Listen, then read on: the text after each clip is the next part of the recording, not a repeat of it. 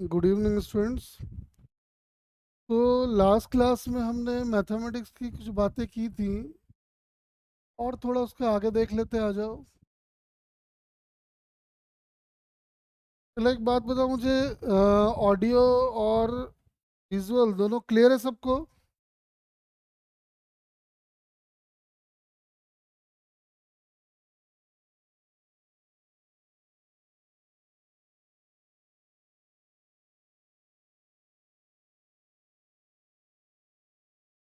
हाँ बेटा, क्लियर है सबको? बता दो यार एक बार।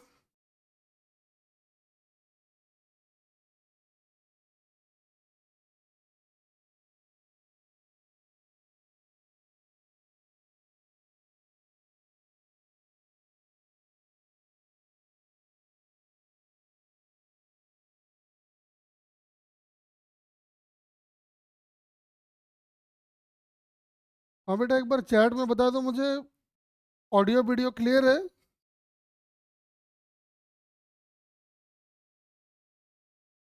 चलो। तो लास्ट क्लास में मैंने आपको एक टेबल बनाने को दिया था, टेबल बन गया वो सारा?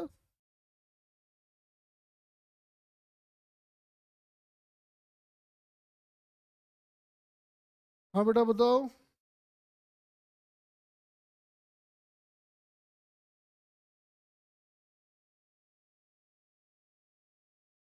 टेबल बनाने को दिए थे, टेबल बन गया आप सबका?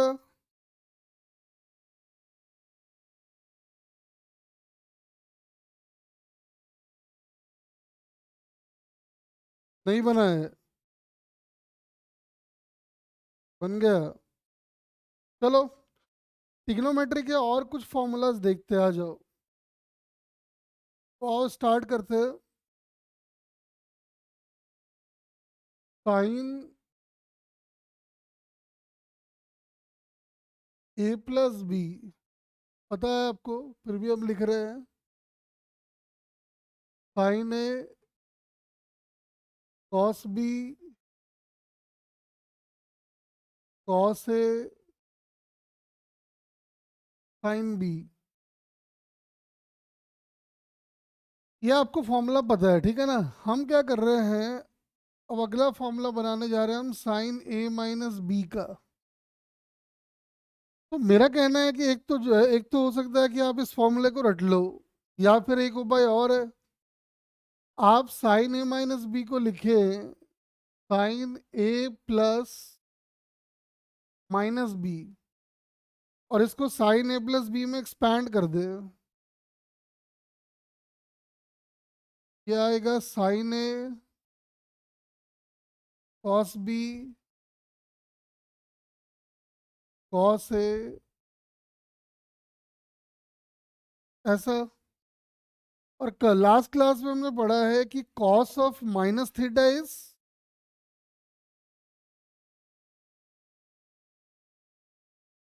कॉस थीटा,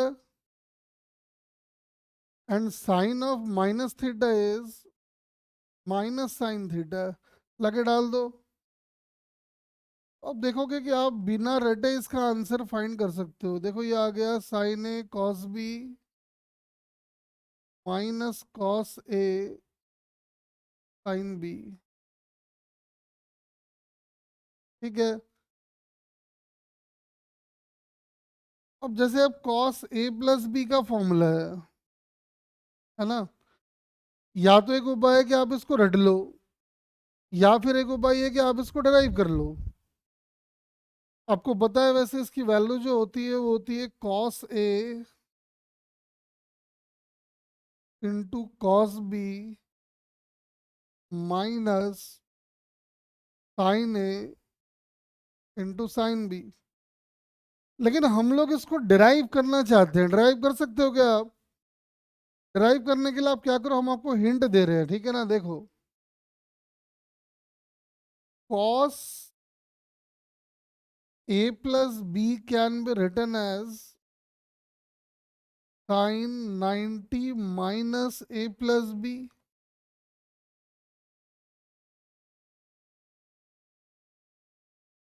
देख लो बेटा, ठीक है ये, क्योंकि sin 90 minus theta is cos theta. अब हम क्या करने वाले, देखो हम करने वाले हैं साइन 90 - a को हम कर लेंगे एक साथ, और प्लस -b को कर देंगे एक साथ। देखो बच्चे कहते हैं कि सर क्या जरूरत है, फॉर्मूला तो हमको याद है ही, क्यों परेशान कर रहे हो। लेकिन बेटा देखो, फॉर्मूला रटने से नहीं होता है।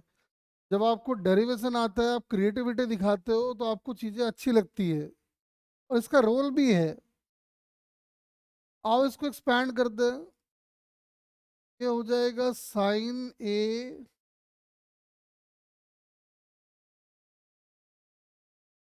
कॉस बी कॉस ए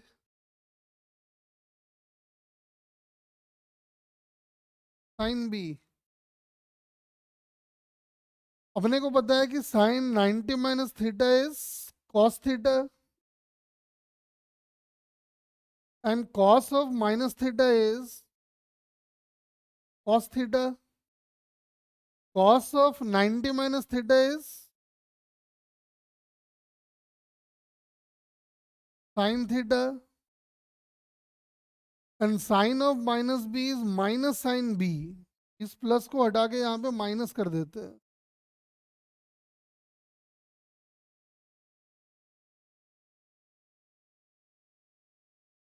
देखो फॉर्मूला डिराइव हो गया। अरे बताओ बेटा, समझ में आया क्या?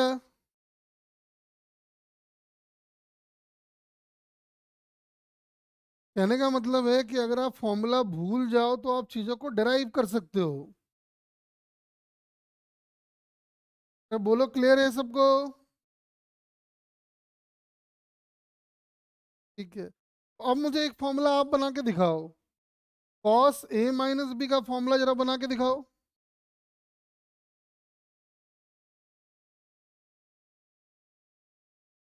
कॉस ए माइनस बी का फॉर्मूला बना के दिखाओ जरा।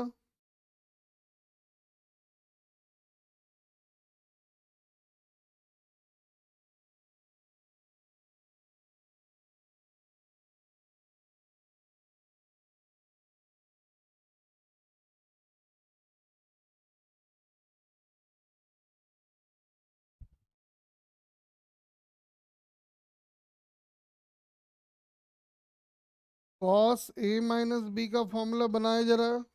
या तो आप रट सकते हो, या तो आप ड्राइव कर लो, ज़्यादा अच्छा ड्राइव कर लो।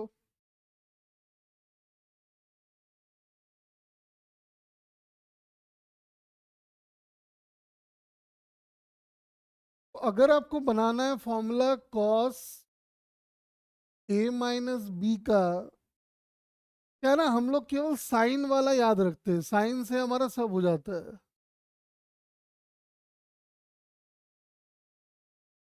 ऐसा कर लो कि sine 90 - theta is cos theta. अगले स्टेप में आप इसको लिखे साइन 90 - ए प्लस बी। अब इसको आप नया ए एज्यूम करें, इसको बी एज्यूम करें, और साइन ए प्लस बी में इसको एक्सपैंड कर दें। ये आ जाएगा sine π/2 minus A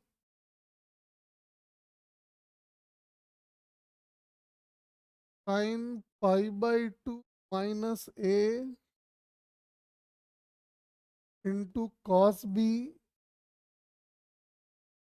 plus cos A, sine A into cos B plus cos A into sine B. अब आप देख सकते हो sine 90 - theta is cos A cos B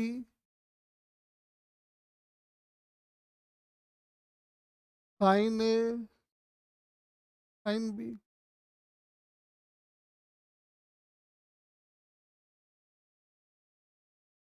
हाँ मतलब रटना नहीं है आपको, रटना कम से कम है, रटो, रटना तो पड़ेगा ही थोड़ा बहुत, के बिना काम चलने वाला है नहीं। आओ और कुछ फॉर्मूला देखते हैं। जैसे अपने को एक फॉर्मूला, इसको हम लोग कहते हैं हाफ एंगल फॉर्मूला।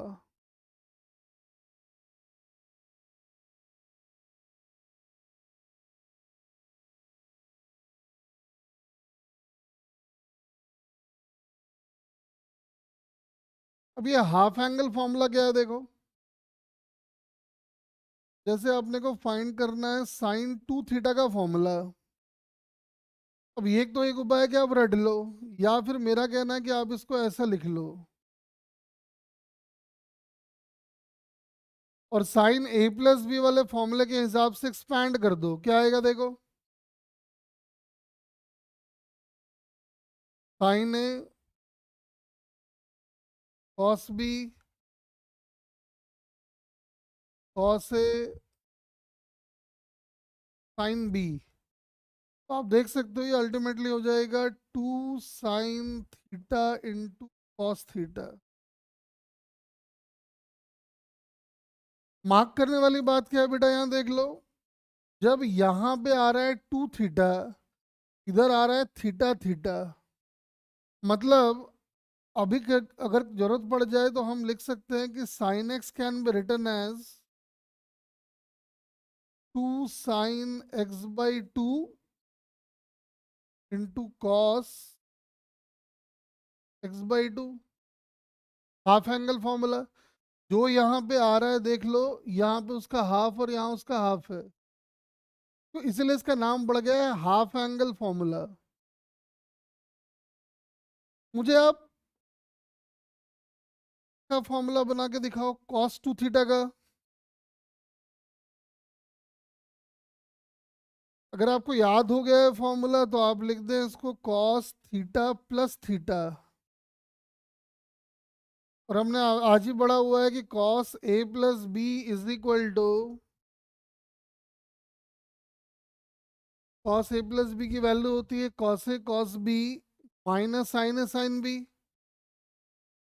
क्या होगा देखो, ये हो जाएगा cos a cos b sine a sine b। यानी एक तो फॉर्मूला ये आ गया कि cos square theta minus sine square theta, एक तो फॉर्मूला ये है, तो आप थोड़ा ध्यान रखें। इसके अलावा भी हम दो फॉर्मूला और बनाएंगे, यहाँ से दो फॉर्मूला कैसे बनाएंगे देखो।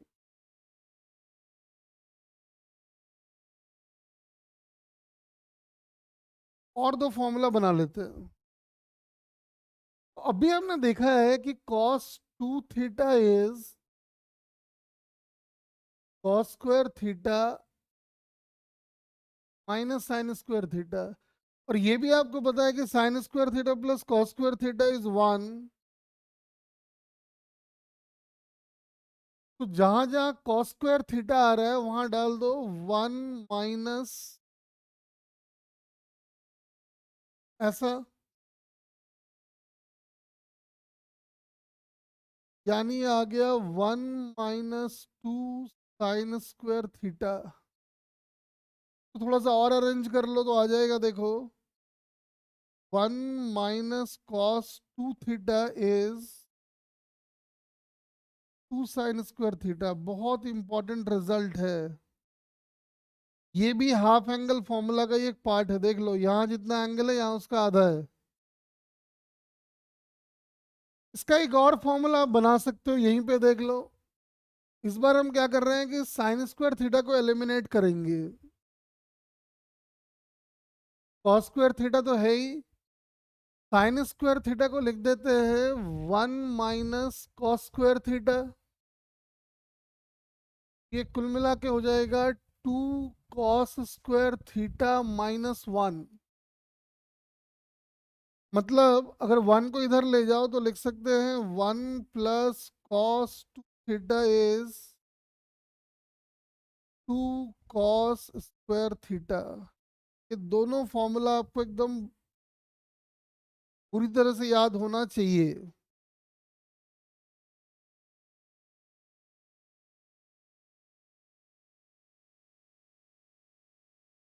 अरे क्लियर है बेटा यहाँ तक?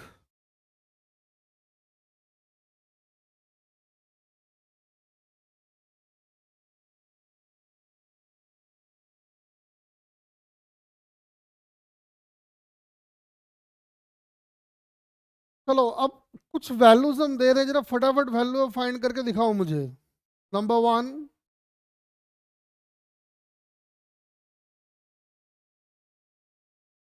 Sign 330 degree.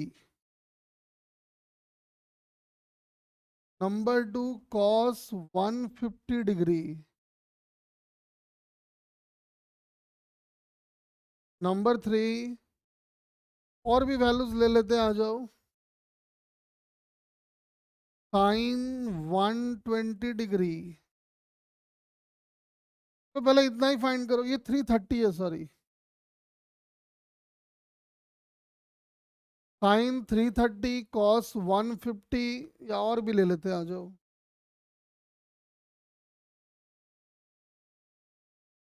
Sign 75 degree.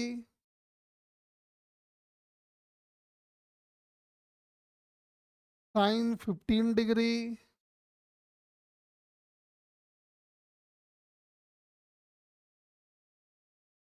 Sine 22.5 degree. जो साइन में आ रहा है वो कॉस में भी आ सकता है, तो दोबारा हम रिपीट नहीं कर रहे हैं वरना टाइम खराब होगा आपका। चलो फटाफट जरा फाइंड करो।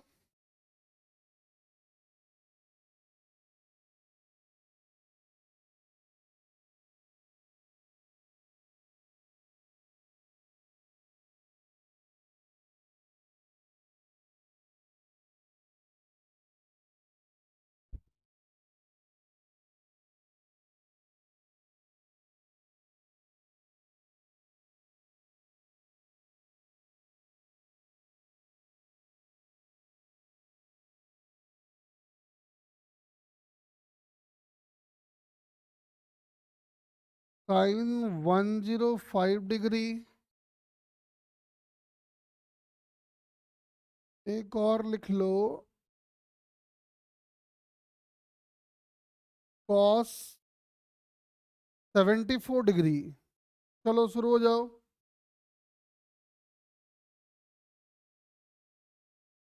फटाफट जरा फाइंड करते जाओ।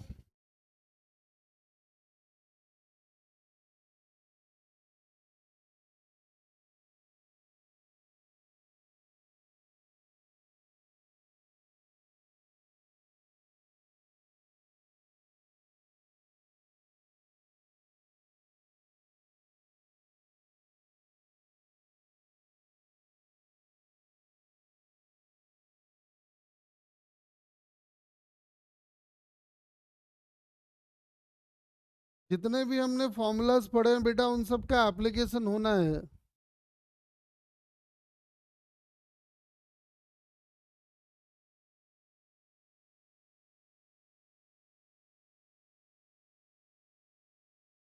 साइन 330 कॉस 150 साइन 120 फाइंड करते जाओ।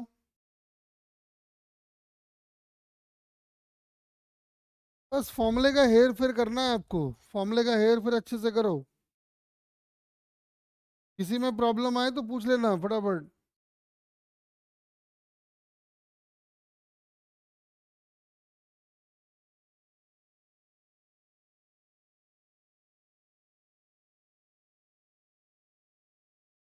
जैसे आपको फाइंड करना है साइन 330, तो अगर आपको साइन 330 की वैल्यू फाइंड करनी है तो आप लिख सकते हो इसको साइन 2 पाई -30। 360 में 30 सब्ट्रैक्ट किए, आ गया 330।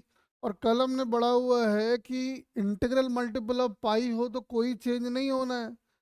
सबसे पहला काम तो है कि आप इसको लिखिए साइन 30। और 2 पाई -30 इसका मतलब आप फोर्थ क्वाड्रेंट में हो, तो फोर्थ क्वाड्रेंट में साइन की वैल्यू नेगेटिव में होगी, तो बस माइनस लगा दो। आंसर आ गया -1/2।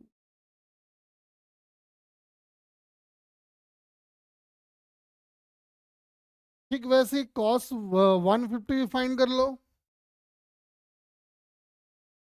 Cos 150 can be written as cos 90 + 60, ये कर लो। या तो पाई -30 भी कर सकते हो। समझ में आ रहा है, इधर चेंज होगा क्योंकि यहाँ पे ऑड इंटीग्रल मल्टीपल ऑफ पाई/2 है। ये अपना हो जाएगा साइन 60। और पाई +60 मतलब आप सेकेंड क्वाड्रेंट में हो, और सेकेंड क्वाड्रेंट में कॉस की वैल्यू नेगेटिव में होनी है तो माइनस से मल्टीप्लाई कर दो, तो ये आ गया -√3/2।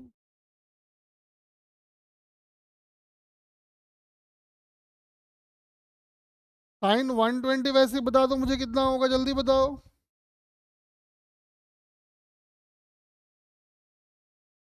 हाँ बेटा बताओ, साइन 120।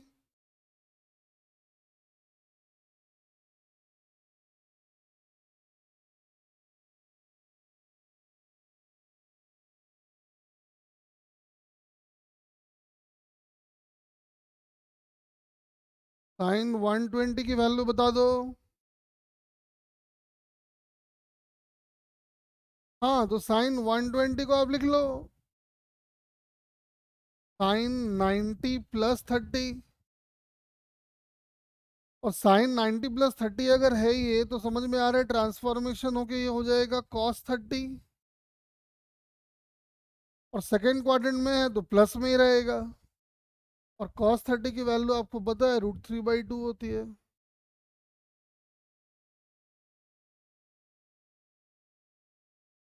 साइन 75 कैसे लाओगे? तो सिंपल है, sine 75 can be written as sine 45 + 30।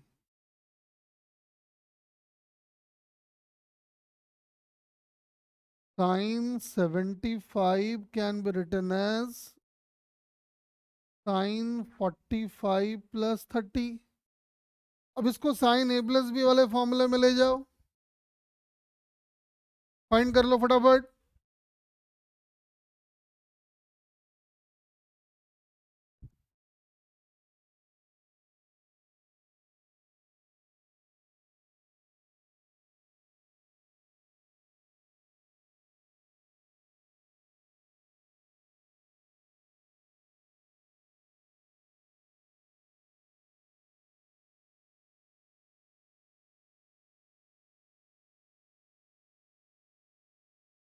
Sine 45 + 30 इसको sine A into cos B plus cos A into sine B, बेटा फटाफट।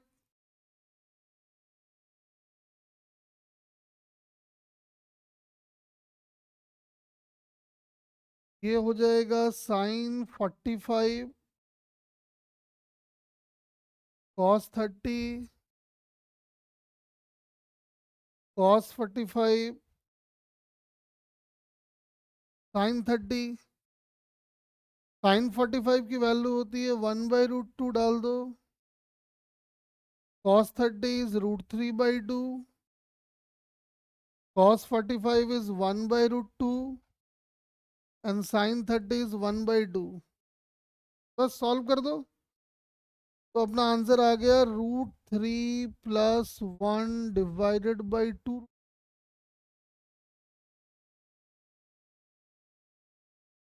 अगर आपको लिखने में दिक्कत होता है ना तो आप व्हाट्सएप पे रिप्लाई कर सकते हो मुझे, जो तुम लोग का ग्रुप बना रखा है ना उस पर रिप्लाई कर दो पिक्चर लेके। साइन 15 क्या करोगे? तो साइन 15 को 60 - 45 कर लो, या फिर 45 - 30, जो मर्जी है कर लो, आंसर एक ही आना है। चलो फटाफट फाइंड करो।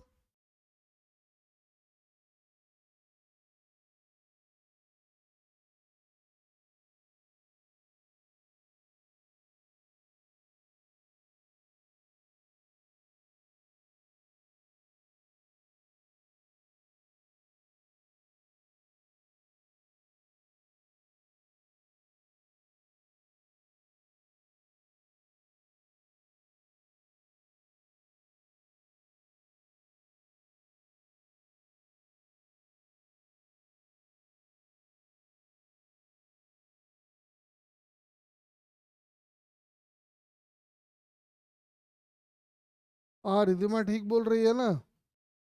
साइन 15 जब लिखोगे तो बेसिकली 45 यहाँ माइनस आ जाएगा, और यहाँ माइनस आएगा मतलब यहाँ माइनस आ जाएगा, मतलब यहाँ माइनस आ जाएगा। यानी साइन 15 की वैल्यू होनी है √3 - 1/2√2।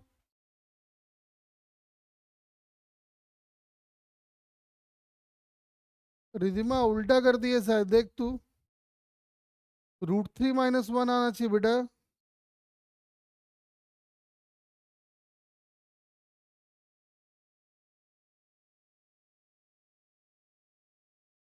ये कैसे लाओगे? साइन 22.5 डिग्री,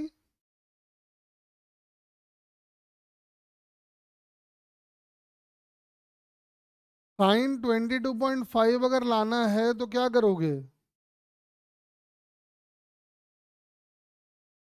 बताओ कैसे करोगे ये?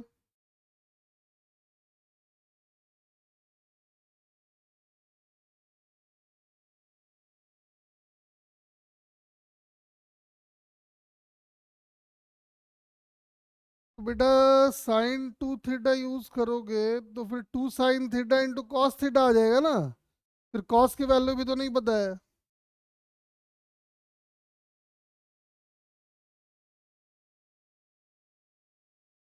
आप ये फॉर्मूला यूज कर लो, थीटा की जगह डाल दो 22.5, तो यहाँ जो आ रहा है 2 थीटा वो हो जाएगा 45।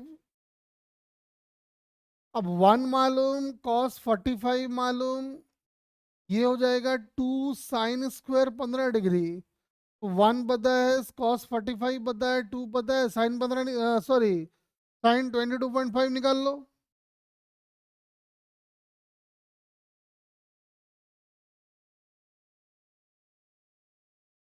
यहाँ से फाइंड कर लो फटाफट सब।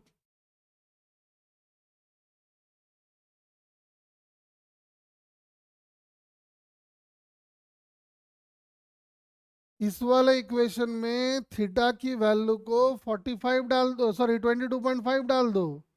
ये अगर 22.5 है मतलब ये 45 हो जाएगा। कॉस 45 की वैल्यू आपको पता है तो हम साइन 22.5 की वैल्यू निकाल सकते हैं। बोलो बेटा, क्या आ रहा है बताओ। जल्दी जल्दी, हम थोड़ा सा आगे बढ़ेंगे इस सब में। बेसिक बेसिक बातों को जल्दी से निपटाएंगे।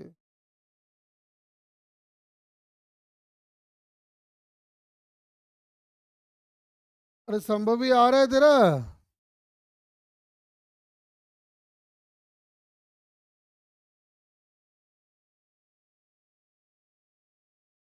तेजस,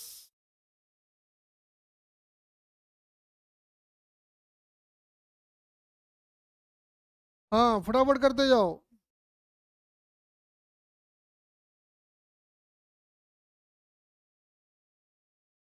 उसके बाद अपना एक ये भी है, साइन 105 डिग्री।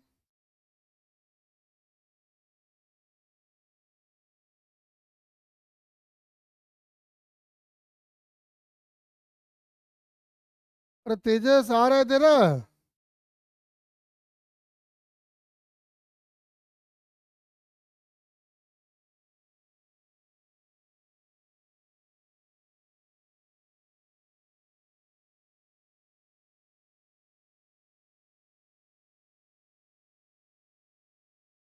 केवल √2 - 1? नहीं बेटा, देख ना गड़बड़ कर दिया ना। 1, और ये तेरा हो गया 1/√2। ये आया 2 sin² 22.5 डिग्री। तो √2 - 1 करोगे फिर 2 से डिवाइड भी तो करोगे, यानी आएगा √2 - 1/2√2, और इसका फिर से root. This is the value of sine 22.5 degree.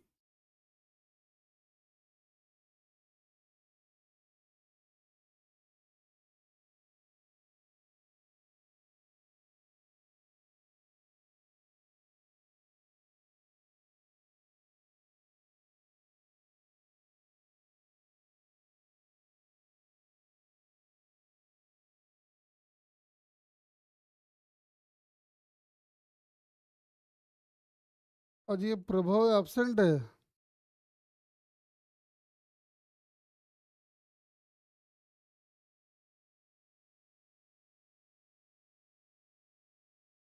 Sign 105 निकाल लो बेटा।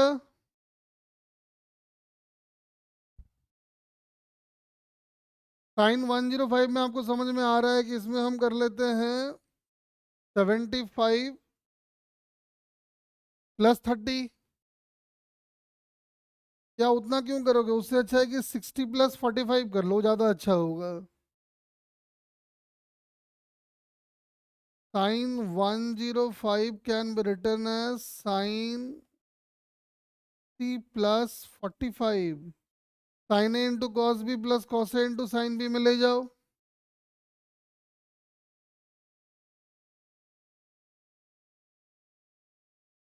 ये आप कर लोगे, हम छोड़ रहे हो उसको, मुझे ये वाला करके दिखाओ, ये एक अच्छा क्वेश्चन है। कॉस 74 डिग्री,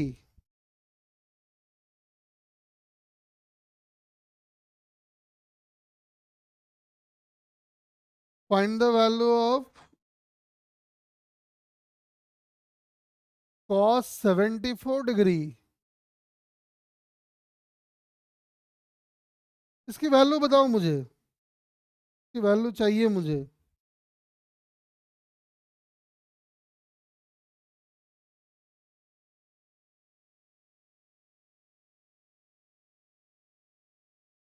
अपने को कॉस 74 चाहिए।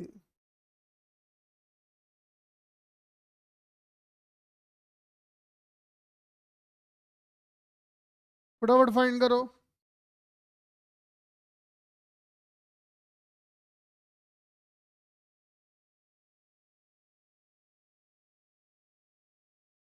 सर इसमें नियर आंसर चलेगा? चलेगा तो जरूर, लेकिन बेटा इधर ना एग्जैक्ट आंसर चाहिए अपने को। जब ये किसी क्वेश्चन के बीच में आएगा ना तो अप्रोक्स आंसर चल जाएगा। इधर लेकिन आपको एग्जैक्ट आंसर निकालना है, तो ऐसा कर ले। 1 - cos 2 theta can be return as 2 sin² theta. आपको 74 चाहिए, तो आप थीटा की वैल्यू 37 डाल दो, आपका काम बन जाएगा। देखो आ गया ना, 1 - cos 74 degree is equal to 2 sin² 37 degree. और साइन 37 की वैल्यू आपको पता है, साइन 37 इज 3/5।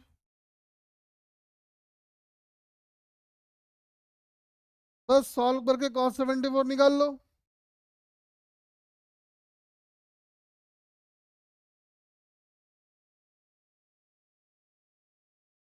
देखो एक बात जान लो कि कोई भी एंगल अगर वो आपसे पूछ रहा है ना, तो जितना फॉर्मूला हमने पढ़ा है उनमें से एक फॉर्मूले से होना ही होना है। ऐसा नहीं हो सकता है कि आपके पास वो फॉर्मूला ना हो और आपसे पूछ ले।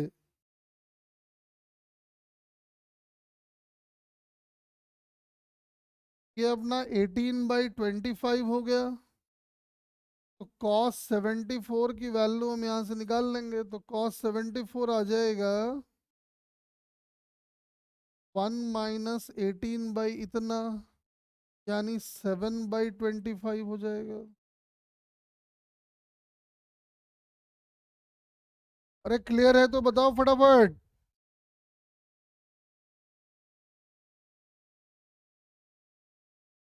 ये तो थे कि बड़े एंगल्स कैसे आएंगे, है ना। ये बड़े एंगल्स का आइडिया मैंने आपको बता दिया। अब एक चीज और देखते हैं जरा, एंगल की वैल्यू अगर बहुत छोटी हो तो कैलकुलेशन कैसे करते हैं। जैसे इधर देखो,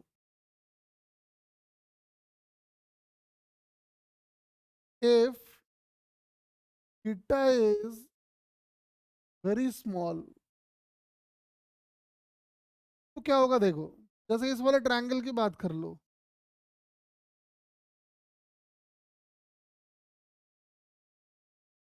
ये अपना बेस, ये पी और ये अपना एच। ध्यान से देखो साइन थीटा कितना आएगा।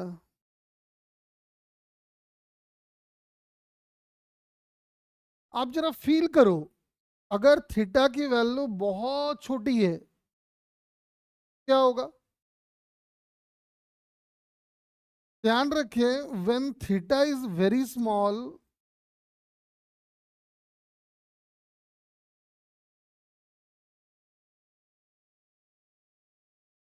Then sine theta is approximately theta. हाँ, ये आपको ध्यान रखना है कि theta should be in radians, की वैल्यू रेडियन में होनी चाहिए। Sine theta is approximately equal to theta when theta is very small. Cos theta का क्या होगा, तो यहीं से देखो, अगर थीटा की वैल्यू बहुत छोटी है तो समझ में आ रहा है कि ये आ जाएगा cos theta is b by h. आप समझो थीटा अगर बहुत छोटा है तो सिनेरियो कुछ ऐसा बनेगा, ऐसा कुछ एकदम छोटा सा। तो आप फील कर सकते हो कि ये लेंथ और ये लेंथ बहुत छोटे एंगल के लिए अप्रोक्सीमेटली सेम होगा, और सेम अगर होगा तो आप देख सकते हो कि इसकी वैल्यू वन हो जाएगी। ऐसे भी समझ में आ रहा है कि थीटा की वैल्यू अगर बहुत छोटी है मतलब theta tends to zero, then cos theta tends to one. ध्यान रखेंगे when theta is very small sine theta is approximately theta cos theta is approximately one, तो टैन थीटा का क्या होगा, क्योंकि टैन थीटा की वैल्यू होती है sine theta by cos theta. When theta is very small, sin theta is theta and cos theta is 1 means tan theta is theta. ध्यान रखना है when theta is very small मतलब sin theta is theta, cos theta is 1, tan theta is theta. अब problem यहाँ पे ये आती है कि भाई छोटा एंगल आप लोगे किसको, क्योंकि हम आपको पहले ही बता चुके हैं कि दुनिया में छोटा बड़ा अच्छा बुरा कुछ होता ही नहीं है। जो हम कहते हैं छोटा, मान लो हम कहते हैं कि वन है, तो वन अगर देखोगे तो हंड्रेड के सामने बहुत छोटा है, लेकिन 0.001 के सामने वो बहुत बड़ा है। तो जब हम छोटा एंगल कहते हैं इसका मतलब ये है कि theta should be less than 7 degree और मैक्सिमम 8 डिग्री, उससे ज्यादा तो होना ही नहीं चाहिए। वैसे छोटा का एग्जैक्ट मतलब जो होता है वो सही मायने में 1 डिग्री 2 डिग्री 3 डिग्री 4 डिग्री होता है। लेकिन दिक्कत क्या है कि मान लो आप 5 डिग्री ले रहे हो, कोई बच्चा बोलेगा सिक्स में क्या होगा, आप बोलोगे चलो पांच को छोटा मान रहे हो तो छह को भी मान लो। कोई बोलेगा छह को छोटा मान रहे हो तो सात को भी मान लो, हाँ मान लो। लेकिन ध्यान रखिए थीटा की वैल्यू जितनी छोटी होगी आंसर उसका उतना अच्छा आएगा। जैसे एग्जांपल के लिए हम बता रहे हैं, देखो मान लो आपको फाइंड करना है साइन 1 डिग्री। तो आपने देख लिया हाँ भाई थीटा की वैल्यू बहुत छोटी है, तो थीटा की वैल्यू बहुत छोटी है then sine theta is approximately theta. लेकिन लिखना पड़ेगा रेडियन में, तो रेडियन में ऐसे लिखेंगे वन, ये तो डिग्री में आया अभी, तो रेडियन में बदल लो पाई डिवाइडेड बाई 180, यानी साइन 1 डिग्री इज इतना, sine 1 degree is pi by 180।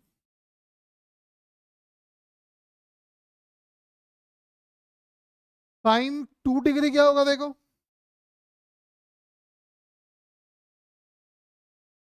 Sine 2 degree tan 1 degree, sine pi degree क्या होगा देख के बताओ, ये अच्छा क्वेश्चन है। फटाफट जरा वैल्यू बताओ।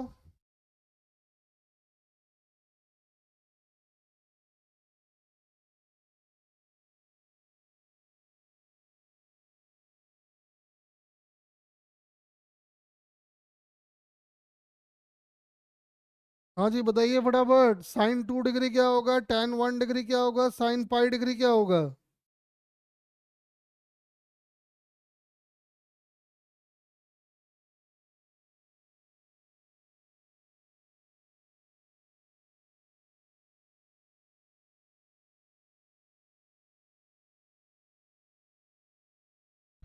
नहीं बेटा, साइन 1 डिग्री वन कैसे होगा, ये डिग्री में है ना, और मैंने बोला है देख यहाँ पे theta must be in radian. तो जब आप 1 डिग्री को रेडियन में चेंज करोगे तो फिर पाई बाई 180 से मल्टीप्लाई करना होगा।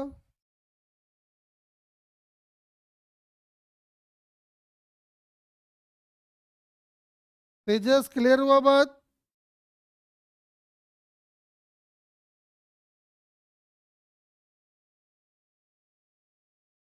हाँ फटाफट कन्वर्ट करो। रिधिमा लास्ट वाला गलत किए बेटा।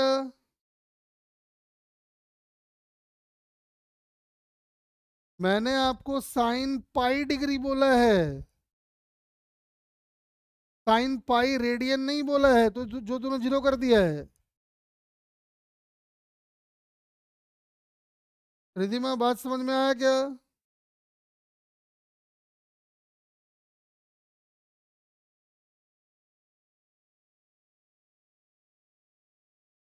रिधिमा,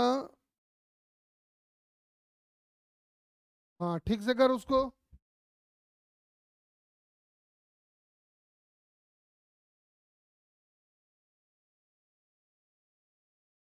संभवी आंसर बता फटाफट मुझे। तेजस।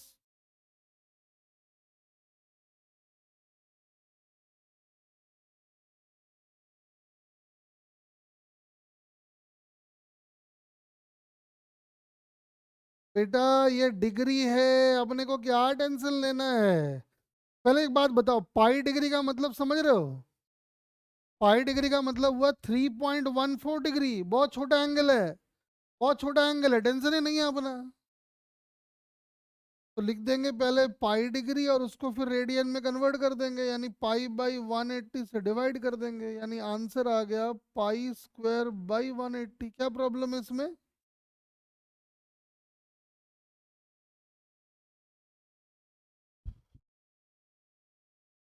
बस, क्या दिक्कत है?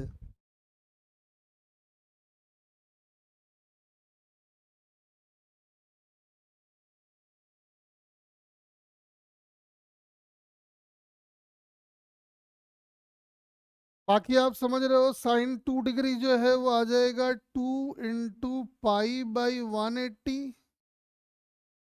और tan 1 का भी वही कहानी होना है, 1 इंटू पाई बाई 180। यहाँ तक क्लियर है तो बताओ, थोड़ा आगे बढ़े हम लोग।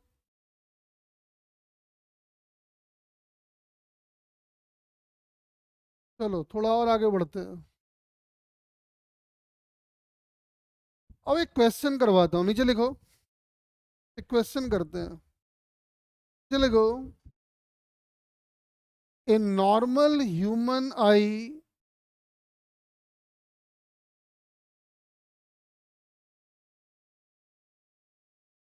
ए नॉर्मल ह्यूमन आई, लिखते जाओ।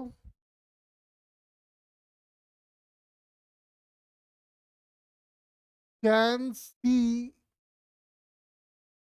an object making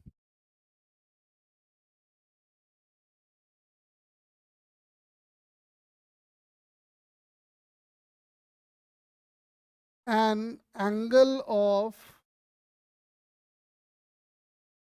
एक मिनट बता देता,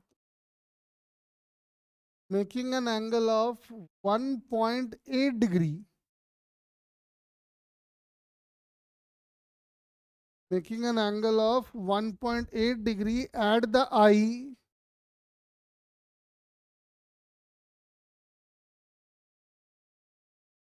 at the eye. What is the minimum,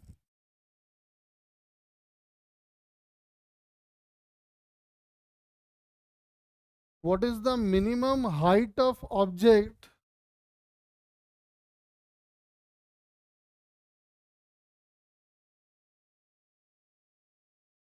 what is minimum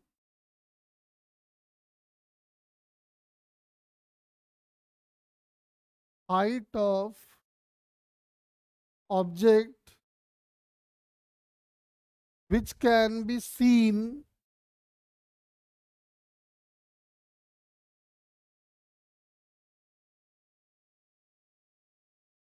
which can be seen by the eye,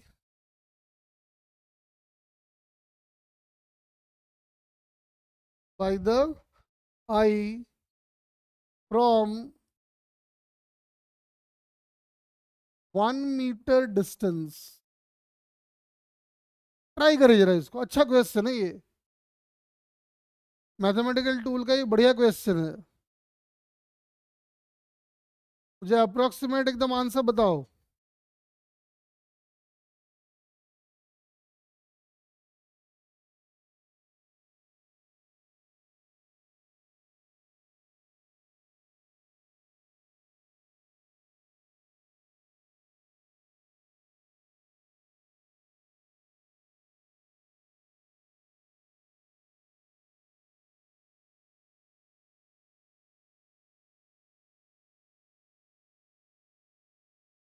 value बताओ बेटा, देखते हैं क्या बताते हो।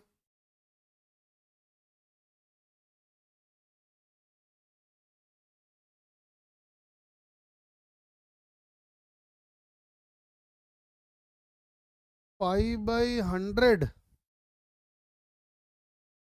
फाइनल आंसर बता बेटा। अब यही चक्कर है कि पाई को क्या लेगी।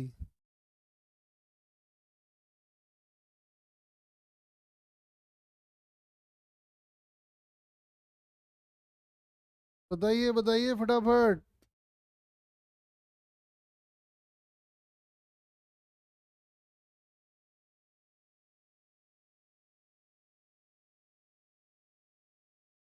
रिधिमा पाई की वैल्यू क्या लेगी।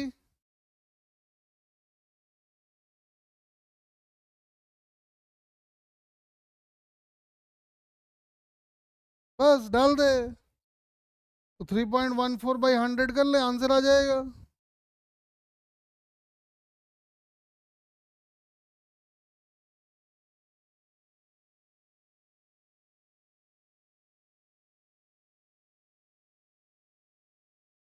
फटाफट ट्राई करो बेटा। हाँ वेरी गुड। बहुत अच्छा क्वेश्चन है। इसका मेन कॉन्सेप्ट वही है, when theta is very small then sine theta is theta, cos theta is 1, tan sorry, sine theta theta, cos theta 1, tan theta theta. देखो आओ करते हैं, कह रहा है क्या कि एक normal human eye can see an object making an angle of 1.8 degree. तो आंख अगर यहाँ पे है,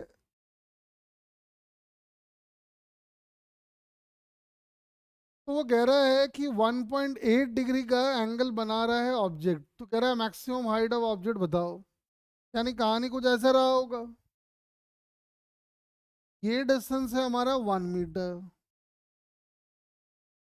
और ऑब्जेक्ट कुछ यहाँ रहा होगा, तो ये आंख देख रहा है by making an angle of 1.8 degree. अपने को ये एच चाहिए। तो समझ में आ रहा है कि अगर हम इसमें tan थीटा अप्लाई कर दें तो हम लिख पाएंगे कि tan 1.8 degree is equal to h/1। यानी h can be written as 1 × tan 1.8 degree. अब समझ में आ रहा है कि ये 1.8 बहुत छोटा है, तो आज ही सीखे हम लोग। तो आंसर आ जाएगा अपना 1.8 into पाई/180।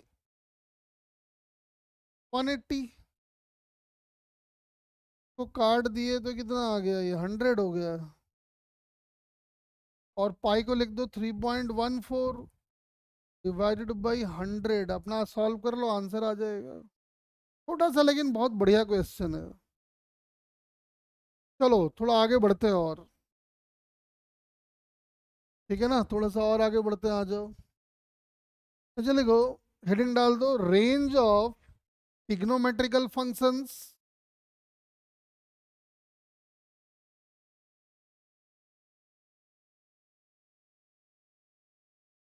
Range of trigonometrical functions. जैसे साइन थीटा है, आपको पता है कि साइन थीटा की वैल्यू लाई करती है फ्रॉम -1 टू +1। सिमिलरली जो हमारा कॉस थीटा है वो भी लाई करता है फ्रॉम -1 टू +1। बाकी टैन वैन होता है लेकिन उसमें हमारा कोई इंटरेस्ट नहीं है। मुझे एक बात बताओ, चलो एक क्वेश्चन करते आ जाओ।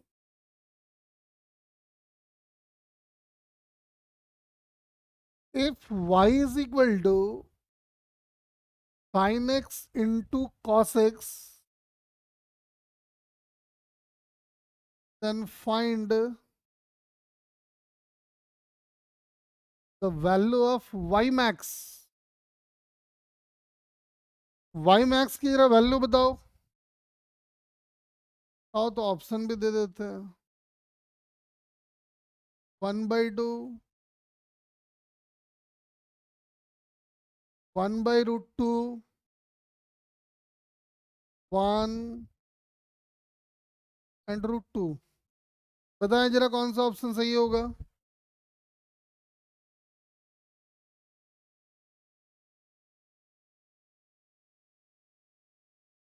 तेजस कह रहा है कि सर 1/2 होगा। बाकी बताएं बेटा।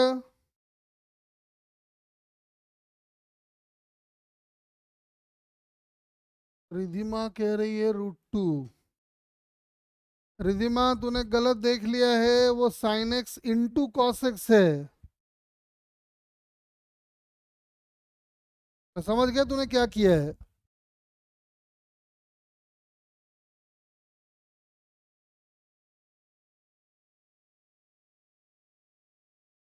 देख मैं यहीं से समझ गया ना तूने क्या गड़बड़ किया है। देखो अब अगर ध्यान से देखो तो ये y is equal to sine x into cos x है, तो अपना लोग 2 से इसको मल्टीप्लाई कर लेते हैं और 2 से डिवाइड कर देते हैं। समझ में आ रहा है अपने को कि ये वाला तो अपना साइन 2x है, और हमने अभी पढ़ा है कि साइन थीटा कुछ भी हो उसकी मैक्सिमम वैल्यू होती है 1। तो समझ में आ रहा है कि y मैक्सिमम तब होगा जब ये क्वांटिटी मैक्सिमम होगी और इसकी मैक्सिमम वैल्यू हो सकती है 1। y मैक्स अपना आ जाएगा 1/2।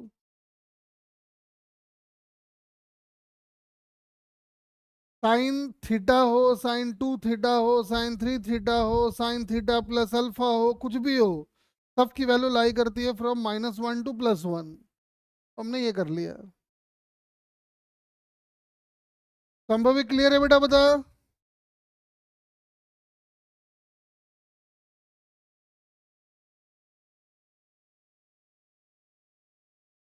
हाँ, एक फॉर्म मुझे और सिखाना है आपको, तो वो सिखा देता हूँ, उसके बाद हम लोग ट्रिग्नोमेट्री को वाइंड अप करेंगे और आगे बढ़ेंगे। देखो एक बड़ा कॉमन फॉर्म है ये,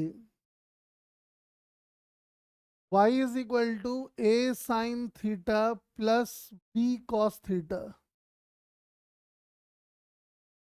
ये मैथ का वैसे इक्वेशन है फिजिक्स में भी, लेकिन बार बार हमें दिखाई देगा, तो तरीका जरा ध्यान रखेंगे इसका। क्या करना है आपको, साइन का जो कोएफिशिएंट है उसको देख लो। साइन का कोएफिशिएंट है a, तो स्क्वायर कर लो। इसका कोएफिशिएंट है b, उसको भी स्क्वायर करके उसमें ऐड कर दो और रूट ले लो। करना आपको ये है कि इसी क्वांटिटी से आपको मल्टीप्लाई भी करना है और इसी क्वांटिटी से आपको डिवाइड भी करना है। कैसे करेंगे ध्यान से देखो। क्या आ गया, a divided by a square plus B square sine theta plus b ऐसा कॉस थीटा। क्योंकि under root of A square plus B square से डिवाइड किया है तो आपको मल्टीप्लाई भी करना पड़ेगा। कर लो। अब हम क्या कर रहे हैं, इसको थोड़ा अच्छा फॉर्म में लाने के लिए इस क्वांटिटी को हम मान रहे हैं, एज्यूम कर रहे हैं कॉस अल्फा, और इस क्वांटिटी को हम एज्यूम कर रहे हैं साइन अल्फा। अब रिधिमा को लगेगा कि अरे यार सर की मर्जी है, जब मर्जी है जो मान लेते हैं, हम लोग को तो पता ही नहीं चलता है। देखो ऐसा मानने में कोई बुराई नहीं है अगर हम ये प्रूव कर पाए कि ऐसा अल्फा एग्जिस्ट करता है जिसकी वजह से साइन अल्फा की वैल्यू ये और कॉस अल्फा की वैल्यू ये होगी, तब तक मानने में कोई बुराई नहीं है। हम आपको प्रूव करके दिखाएंगे कि अल्फा एग्जिस्ट करेगा। कैसे एग्जिस्ट करेगा देख। अब ये क्या हो गया, sine theta cos alpha, cos theta sine alpha, ultimately this equation becomes sign theta plus alpha, और साथ में वो तो है ही है। तो थोड़ा अच्छे से लिख लें तो ये ऐसा दिखता है।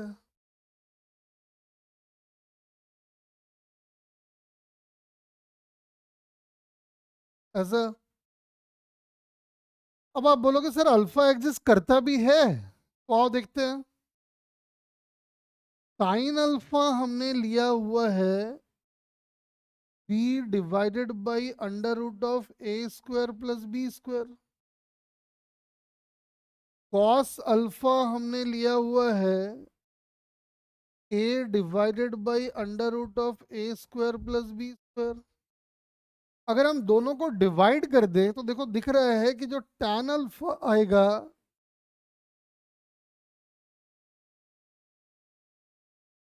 tan अल्फा की वैल्यू b बाई ए आ रही है, मतलब ऐसा अल्फा एग्जिस्ट करेगा।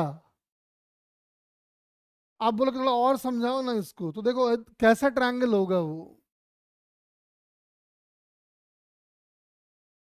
ये होगा बी, ये होगा ए, तो ये बन जाएगा A square plus B square, and this angle is alpha. अब आप ध्यान से देखो, कॉस अल्फा निकालोगे ना तो यही आ रहा होगा, देखो cos theta is a divide by इतना, और जब साइन अल्फा निकालोगे तो ये आ रहा होगा। मतलब ऐसा मानने में कोई बुराई नहीं है। खैर, अल्फा एग्जिस्ट कर गया हमारा मतलब नहीं है, लेकिन ध्यान से सुनो। जब आप लिख रहे हो कि ये इक्वेशन आपका बन गया है under root of A square plus B square sine theta plus alpha, अपने को एक बात पता है कि इस क्वांटिटी की मैक्सिमम वैल्यू होती है 1। तो जब ये क्वांटिटी मैक्सिमम होगा y की वैल्यू मैक्सिमम होगी, यानी y मैक्स आएगा इसका under root of A square plus B square. समझ में आ रहा है कि y मिनिमम तब होगा जब ये क्वांटिटी मिनिमम होगी और इसकी मिनिमम वैल्यू होती है -1, यानी y की जो मिनिमम वैल्यू होगी minus of A square plus b. या फिर हम जनरल फॉर्म में बोले तो y की वैल्यू लाई करेगी minus of under root of A square plus B square से प्लस ऐसा। बहुत इंपॉर्टेंट रिजल्ट है, फिजिक्स में आपको कई बार दिखाई देगा। मतलब अपने को रिजल्ट की तरह याद होना चाहिए कि y की मैक्सिमम वैल्यू कितनी, तो साइन का कोएफिशिएंट जो आया उसका स्क्वायर, कॉस का जो कोएफिशिएंट आया उसका स्क्वायर, फिर दोनों को ऐड किए और रूट लिए। मैक्सिमम वैल्यू वही, मिनिमम वैल्यू इसमें माइनस लगा के। बताओ डेरिवेशन क्लियर है सबको।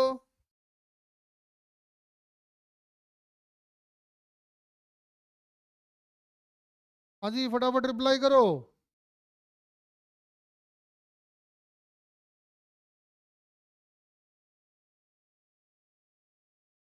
चलो और आगे बढ़ते हैं, आ जाओ।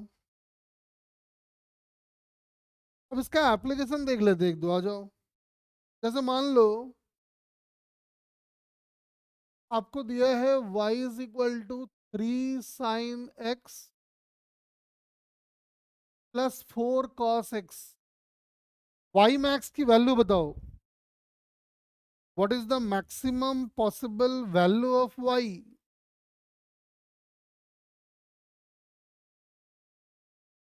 What is the maximum possible value of y।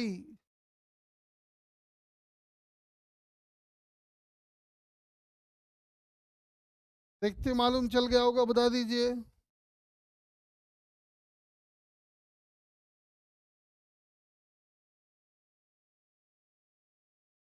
हाँ जी, फटाफट बताओ। y की मैक्सिमम पॉसिबल वैल्यू।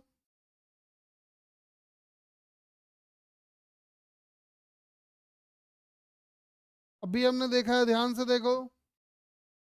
ये अपना a, ये अपना b।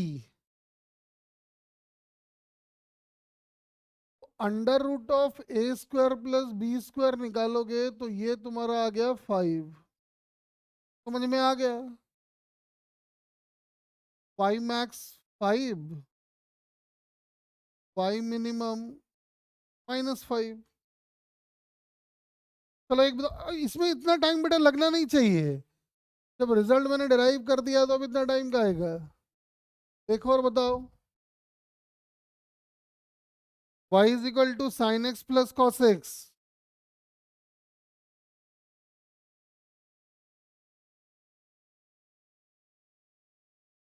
y is equal to sine x plus cos x.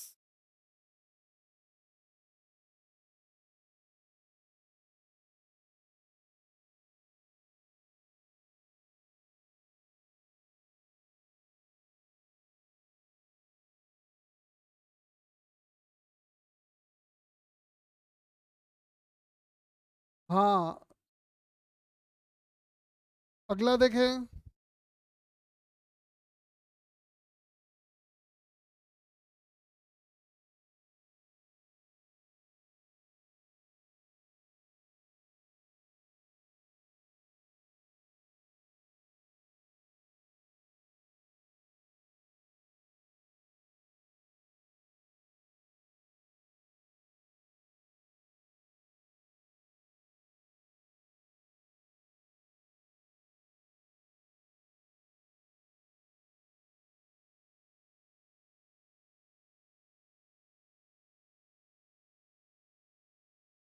बताओ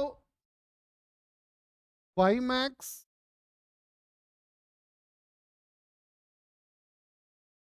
तो y मैक्स आ जाएगा, चूंकि यहाँ कोएफिशिएंट 1 है और यहाँ भी कोएफिशिएंट 1 है, तो y max is √2। y minimum is minus. इधर y मैक्स बताओ।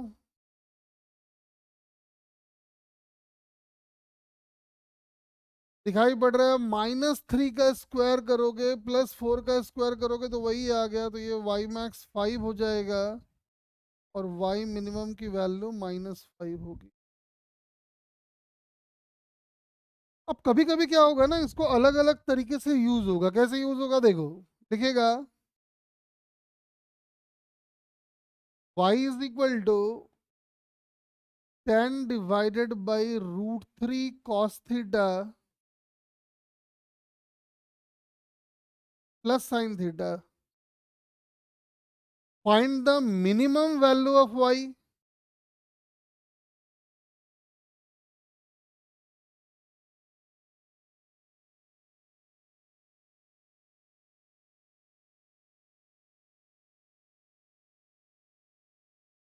y की मिनिमम वैल्यू बताइए।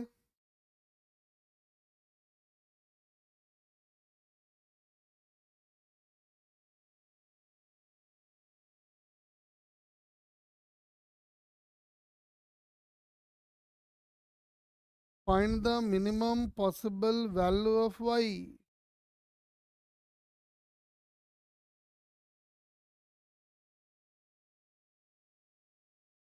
सर साइन एक्स का कोएफिशिएंट 0 कैसे होगा? अगले क्वेश्चन में बेटा कौन सा बात कर रहा है? ये वाला? तेजस कौन सा बोल रहा है बेटा?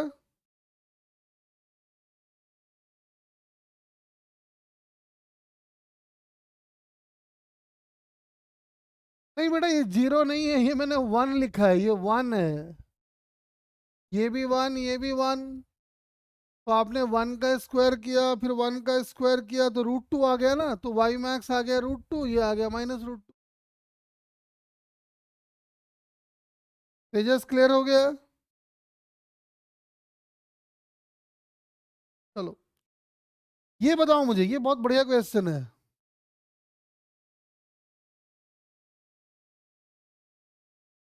रिधिमा कह रही है -20। नहीं बेटा, अच्छे से फाइंड कर।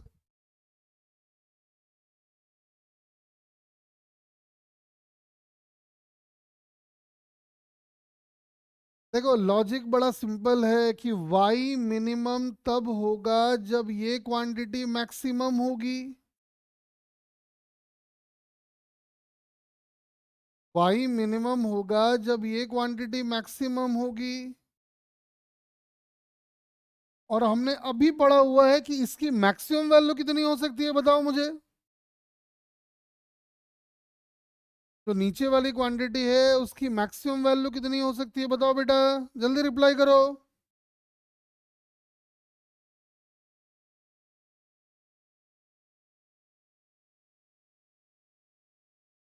हाँ, तो अंडर रूट ऑफ 4 तो 2 हो गया ना। तो जब ये मैक्सिमम होगा y मिनिमम होगा, तो बताओ इसकी मैक्सिमम वैल्यू जब आप कह रहे हो कि 2 है, तो y की मिनिमम वैल्यू कितनी होगी? 5। ध्यान रखें, ऐसे क्वेश्चंस आपको दिखाई देंगे। कभी कभी हो सकता है ऐसा आ जाए, y = 5 plus sine theta plus √3 cos theta.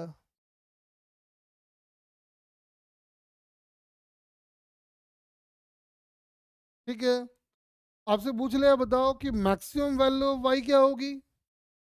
दिमाग लगाएं।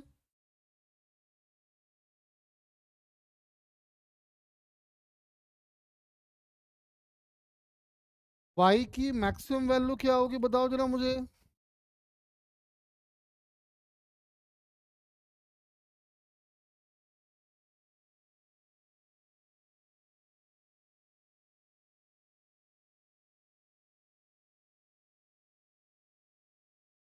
फटाफट बता दो बेटा।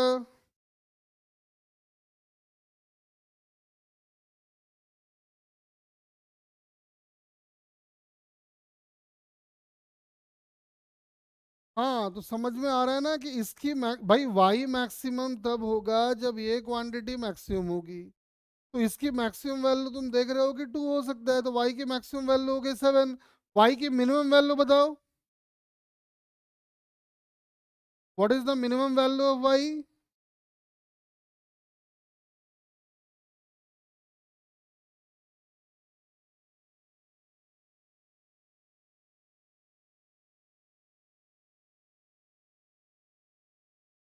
संभव ही, जल्दी बताओ बेटा।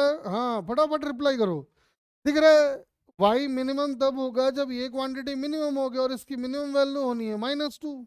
आज ही पढ़े हम लोग, तो y मिनिमम देख सकते हैं 3 आ गया। ऐसे क्वेश्चंस आपको दिखाई देंगे। धीरे धीरे हम लोग थोड़े चालाकी वाले क्वेश्चंस पे जाएंगे, अभी थोड़ा सा बेसिक वाला आपका ठीक होना चाहिए। और चलो थोड़ा और आगे बढ़ते हैं। तो टिग्नोमेट्री में बेटा इतनी बातें अपने को ध्यान रखनी है। अब हम थोड़ा सा आएंगे कोऑर्डिनेट ज्योमेट्री में।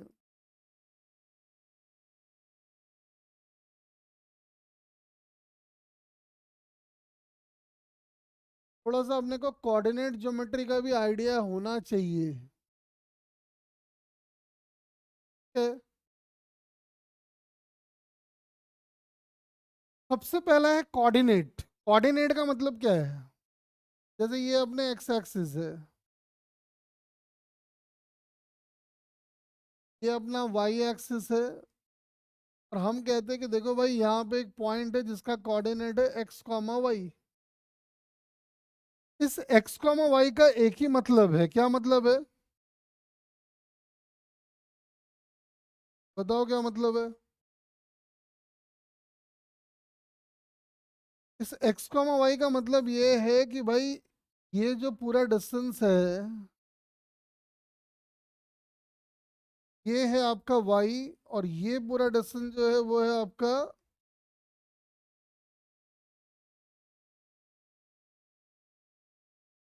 ये अपना x, ये अपना y। मतलब ये वाला डिस्टेंस है x, ये वाला है y। जब कभी आएगा कि भाई 3 डायमेंशनल ज्योमेट्री है, एक्चुअली 2 डायमेंशन में हमें उतना प्रॉब्लम नहीं होता है, प्रॉब्लम आता है 3 डायमेंशन में। 3 डायमेंशन कुछ ऐसा है, देखो, ये एक्स एक्सिस, ये वाई एक्सिस, और ये अपना जेड एक्सिस। देखो बेटा, जब भी 3D फिगर आए ना, तो आपको फीलिंग लाना होगा अंदर। 3D फिगर को बिना फील किए हुए आप समझ नहीं सकते हो। हम कहते हैं देखो एक पॉइंट है जिसका कोऑर्डिनेट है x comma y comma z. का मतलब है कि इस पॉइंट तक पहुंचने के लिए पहले आप एक्स एक्सिस के अलोंग एक्स जाओगे, फिर आप वाई एक्सिस के अलोंग वाई जाओगे, और फिर आप जेड एक्सिस के अलोंग, मतलब ऐसे बोर्ड के प्लेन के ठीक परपेंडिकुलर इधर। फील आ रहा है ना? ये वाला एक्स, ये वाला वाई, ये वाला जेड। बोर्ड में तो हम दिखा नहीं सकते, मजबूरी है तो बनाना पड़ेगा ऐसे। समझ लो, ये वाला एक्स, ये वाला वाई, ये वाला जेड। यहाँ वो पॉइंट है जिसका कोऑर्डिनेट है x comma y comma Z.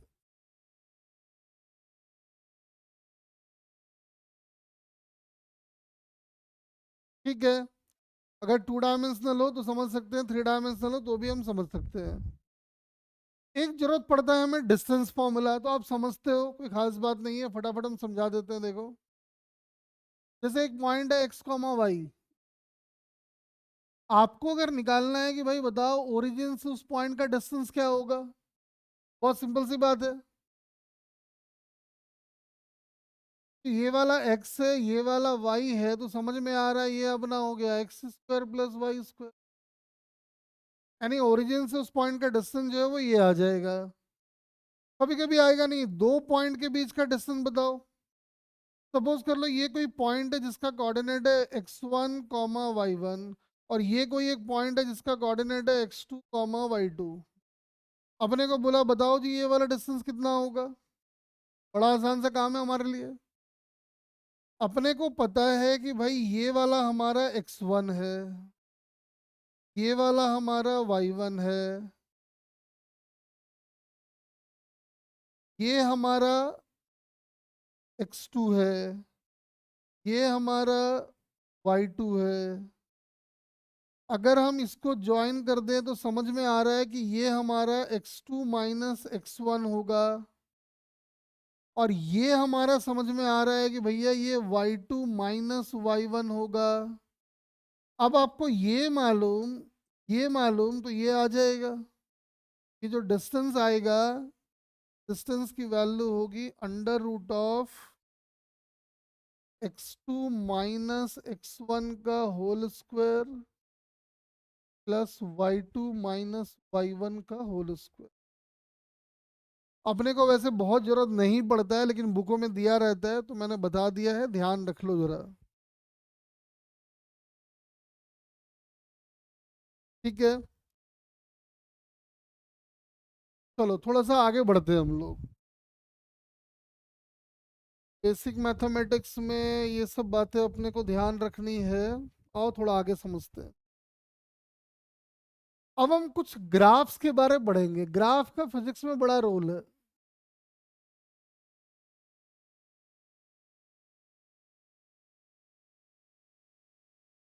Graph वैसे कई हैं, तो एक एक करके हम लोग शुरुआत करते हैं। सबसे पहला हम पढ़ेंगे स्ट्रेट लाइन।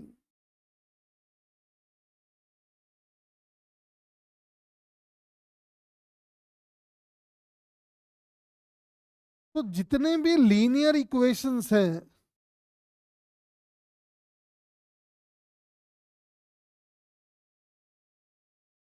जितने भी लीनियर इक्वेशंस हैं, जैसे ये linear equations either in x और वाई और both, they represents a straight line. मतलब ये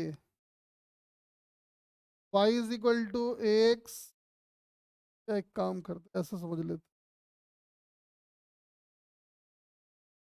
ऐसा कर लेते हैं x plus b y plus c is equal to 0।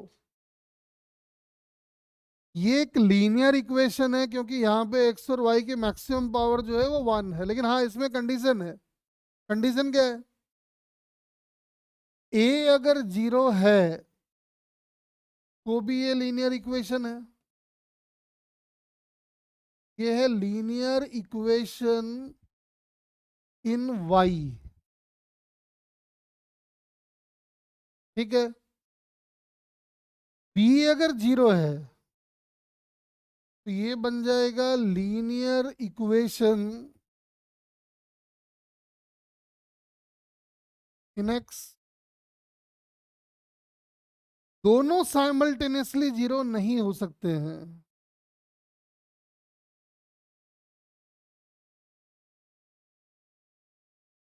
Simultaneously zero नहीं हो सकते हैं।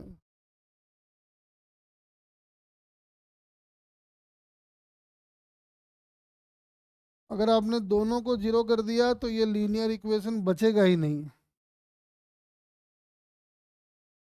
ए और बी दोनों नॉन जीरो, बहुत अच्छी बात है। ए जीरो बी नॉन जीरो चल जाएगा, बी नॉन जीरो ए जीरो चल जाएगा, लेकिन दोनों जीरो कभी भी नहीं हो सकते।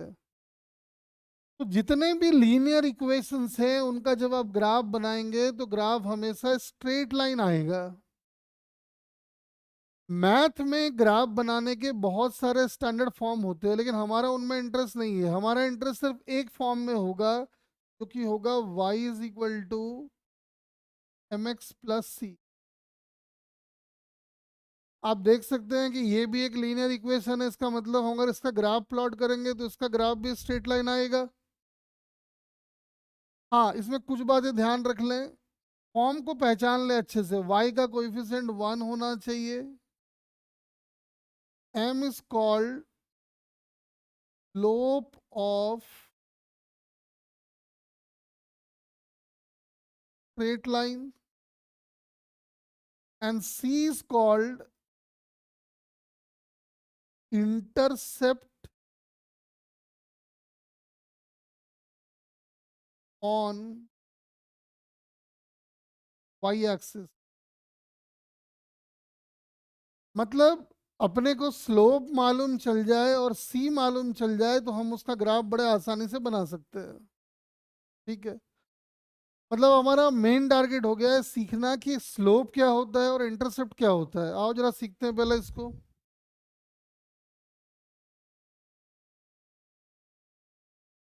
देखो,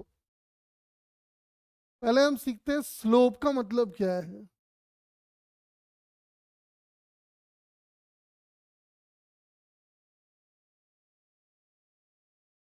if A straight line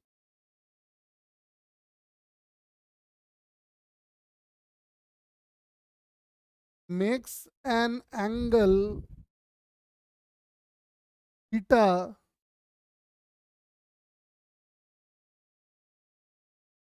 with the positive direction of x-axis, then tan theta is called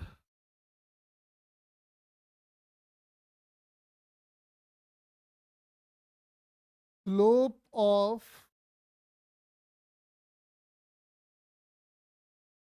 straight line। If a straight line makes an angle theta with the positive direction of x-axis, then tan theta is called slope of the straight line, generally represented by m। m से denote करते हैं इसको हम लोग। अब ये है क्या, जरा समझो इसको, पहले अच्छे से समझना एक बार। जैसे ये हमारा कोऑर्डिनेट एक्सिस हमने मार्क कर दिया है, एक्स और वाई। सपोज करो हमने लाइन बनाया ऐसा, लाइन एक्स एक्सिस को यहां पे कट कर रही है। ध्यान से देखो, लाइन जहां पे भी एक्स एक्सिस को कट करे उसके राइट वाले को हम लोग कहते हैं पॉजिटिव एक्स एक्सिस, और लेफ्ट वाले को कहते हैं नेगेटिव एक्स एक्सिस।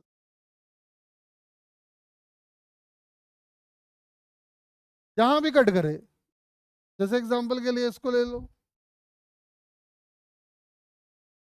मान लो मैंने ऐसा ले लिया, ये लाइन एक्स एक्सिस को यहां पे कट कर रहा है, तो ये अपना कहलाएगा पॉजिटिव एक्स एक्सिस, और ये कहलाएगा अपना नेगेटिव एक्स एक्सिस।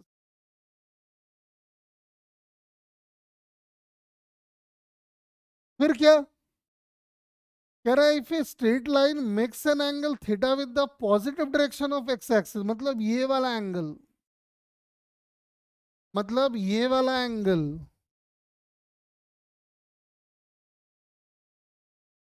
तो कह रहा है कि then tan theta is called slope of the straight line, मतलब m की वैल्यू जो होगी वो होगी tan थीटा, और इस tan थीटा को हम लोग कहते हैं स्लोप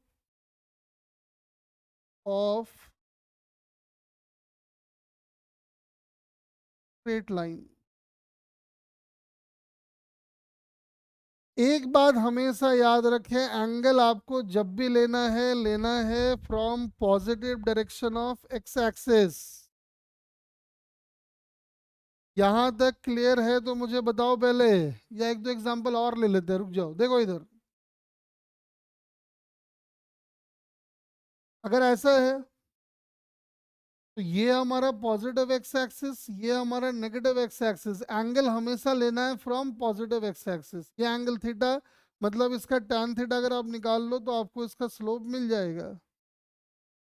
सपोज करो कभी लाइन अगर ऐसा बना हुआ है,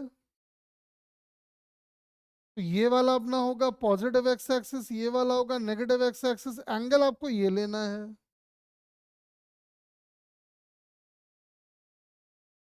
बताओ यहां तक का आइडिया क्लियर है सबको?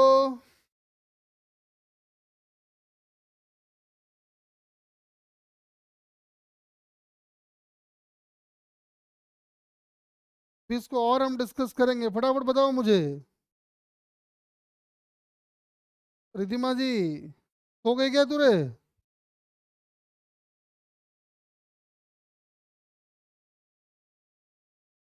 यस सर, सो गई मतलब? चल देखो, अब थोड़ा सा और डिस्कशन करते हैं हम लोग, ध्यान से सुनो। हमने ये पढ़ा हुआ है कि tan थीटा की वैल्यू, एक तो यहाँ पे पॉजिटिव होगी tan थीटा, यहाँ तो सारे पॉजिटिव हैं तो ये भी पॉजिटिव होगा, और एक ए एस टी सी, मतलब एक तो आप फर्स्ट क्वाड्रेंट में पॉजिटिव हो गए और सेकंड क्वाड्रेंट में नेगेटिव हो गए। अच्छी बात यह है कि स्लोप निकालने के लिए हमको दो ही एंगल आएगा, या तो 0 से 90 के बीच में, या तो 90 से 180 के बीच में, तीसरा कोई एंगल पॉसिबल ही नहीं है। एक बात अपने को समझ में आ गया कि if A straight line is making acute angle with the positive direction of x axis, उस लाइन का जो स्लोप होगा tan थीटा वो पॉजिटिव होगा। If a line is making obtuse angle with the positive direction of x axis, तो उस line का जो स्लोप आएगा tan थीटा वो नेगेटिव होगा। हाँ, मैं कह रहा हूँ कि एंगल एक्यूट या ऑब्ट्यूस, और कोई पॉसिबिलिटी बनता ही नहीं है, देख लो। एक लाइन ऐसा हो सकता है, एक लाइन ऐसा हो सकता है, एक लाइन ऐसा हो सकता है, और एक लाइन ऐसा हो सकता है, और कोई पॉसिबिलिटी नहीं है। साफ समझ में आ रहा है कि भैया ये एंगल बना रहा है ऑब्ट्यूज, मतलब इसका स्लोप नेगेटिव होगा। ये एंगल भी बना रहा है ऑब्ट्यूज, तो इसका स्लोप भी नेगेटिव होगा। ये बना रहा है एक्यूट, मतलब इसका स्लोप पॉजिटिव होगा। ये बना रहा है एक्यूट, मतलब इसका स्लोप पॉजिटिव होगा।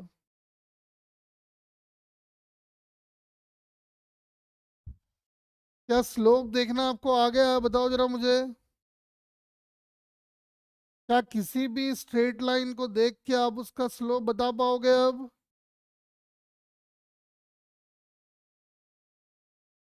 हाँ जी बताइए। कोई भी स्ट्रेट लाइन आ जाए हम फटाफट देख के बता देंगे, उसका स्लोप प्लस होगा माइनस होगा, खटाखट बता सकते हैं, कुछ भी आ जाए। चलो अब दूसरी बात देखते हैं। अब रहता है कि इंटरसेप्ट का क्या होगा। देखो बच्चे पूछते हैं कि सर एक बात बताओ, ये स्लोप वगैरह आप क्यों पढ़ा रहे हो? ठीक है, वैसे तो आगे हम समझाते हैं लेकिन फिर भी आपको यहाँ पे समझा देते हैं। स्लोप का मतलब क्या होता है बेसिकली। अगर स्लोप पॉजिटिव है तो इसका एक ही मतलब होता है, एक्स को बढ़ाओगे वाई बढ़ेगा, एक्स को घटाओगे वाई घटेगा। स्लोप अगर नेगेटिव है तो उल्टा कहानी, एक्स बढ़ाओगे वाई घटेगा, एक्स घटाओगे वाई बढ़ेगा। अब चेक करके देखना चाहो देख लो। जैसे एक पॉजिटिव स्लोप का एग्जांपल लेते हैं, देखो मान लो ये लाइन है, साफ दिख रहा है देखो। आप ओरिजिन पे थे, एक्स की वैल्यू यहाँ थी, आप बढ़ के यहाँ आए तो देखो वाई बढ़ रहा है। जैसे जैसे आप एक्स को बढ़ाते जा रहे हो वाई की वैल्यू बढ़ती जा रही है, देखो। उल्टा भी कह सकते थे, अगर स्ट्रेट लाइन ऐसा है तो आप कह सकते थे कि देखो सर ऐसे भी तो देख सकते हो कि as the value of x decreases the value of y also decreases. Negative slope में उल्टा कहानी बनता है, देख लो। इसमें आपको साफ दिख रहा है कि जब आप ओरिजिन पे हो तो यहाँ है, और जैसे आप आगे बढ़ रहे हो तो वैल्यू घट रही है, देखो। उल्टा चले जाओ तो फिर उल्टा हो जाएगा। स्लोप का एक ही मतलब होता है, इसका हमेशा मतलब ध्यान रखिए। पॉजिटिव स्लोप का मतलब है कि एक्स बढ़ाओगे वाई बढ़ेगा, नेगेटिव स्लोप का मतलब है उल्टा कहानी हो जाएगा, एक्स बढ़ाओगे तो वाई घट जाएगा, ये सब कहानी चलेगा। अब एक चीज और देखो कि हमने ये देखा हुआ है कि ग्राफ बनाने के लिए अपने को दो चीजें चाहिए, एक तो y is equal to M X plus C, मतलब m चाहिए। तो m तो आपको देखना आ गया है। अब आपको c चाहिए। c कहाँ से लाएंगे वो जरा ध्यान से देखो। c को हम कहते हैं इंटरसेप्ट ऑन y एक्सिस। जैसे आपने स्ट्रेट लाइन लिया है ऐसा, इस रीजन को हम कहते हैं इंटरसेप्ट c। अगर ये ओरिजिन से ऊपर है, हाँ एक बात ध्यान रखें, इंटरसेप्ट केवल वाई एक्सिस से लेना है। आप एक्स एक्सिस में भी इंटरसेप्ट लेके काम कर सकते हो, लेकिन हमारा जो फॉर्म है Y is equal to M X plus C, उस इक्वेशन में सी जो है वो है इंटरसेप्ट फ्रॉम वाई एक्सिस। अगर ये ओरिजिन से ऊपर है तो इसको हम पॉजिटिव ट्रीट करेंगे। अगर कभी ये ऐसा हो गया तो हम इसको नेगेटिव ट्रीट करेंगे, क्योंकि ये इंटरसेप्ट काट रहा है फ्रॉम नेगेटिव वाई एक्सिस। मतलब अगर ग्राफ बना हुआ है तो हम देख के एम और सी के बारे में बड़े आसानी से बता सकते हैं। जैसे मुझे बताओ, एक लाइन ये,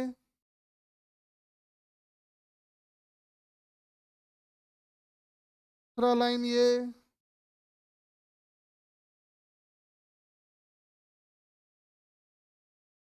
तीसरा लाइन ये,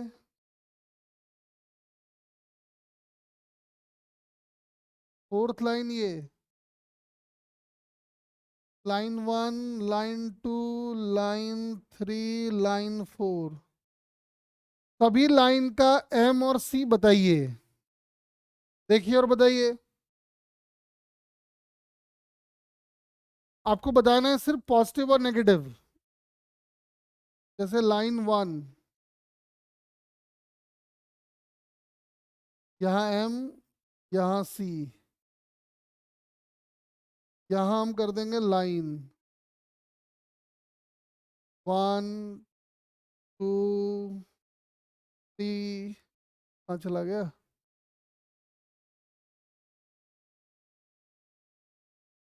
और इधर अपना फोर।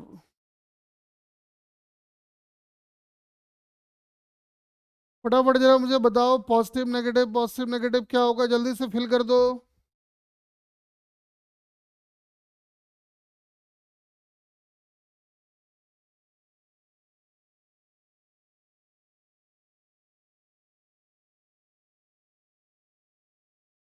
हाँ जी, जरा फटाफट फिल कर दो।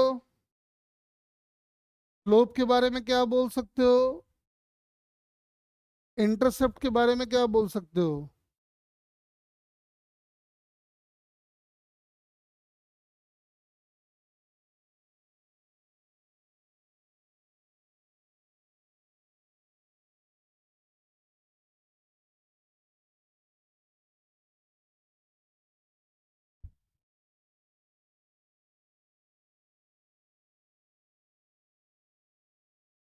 हाँ जी, बताओ जरा फटाफट।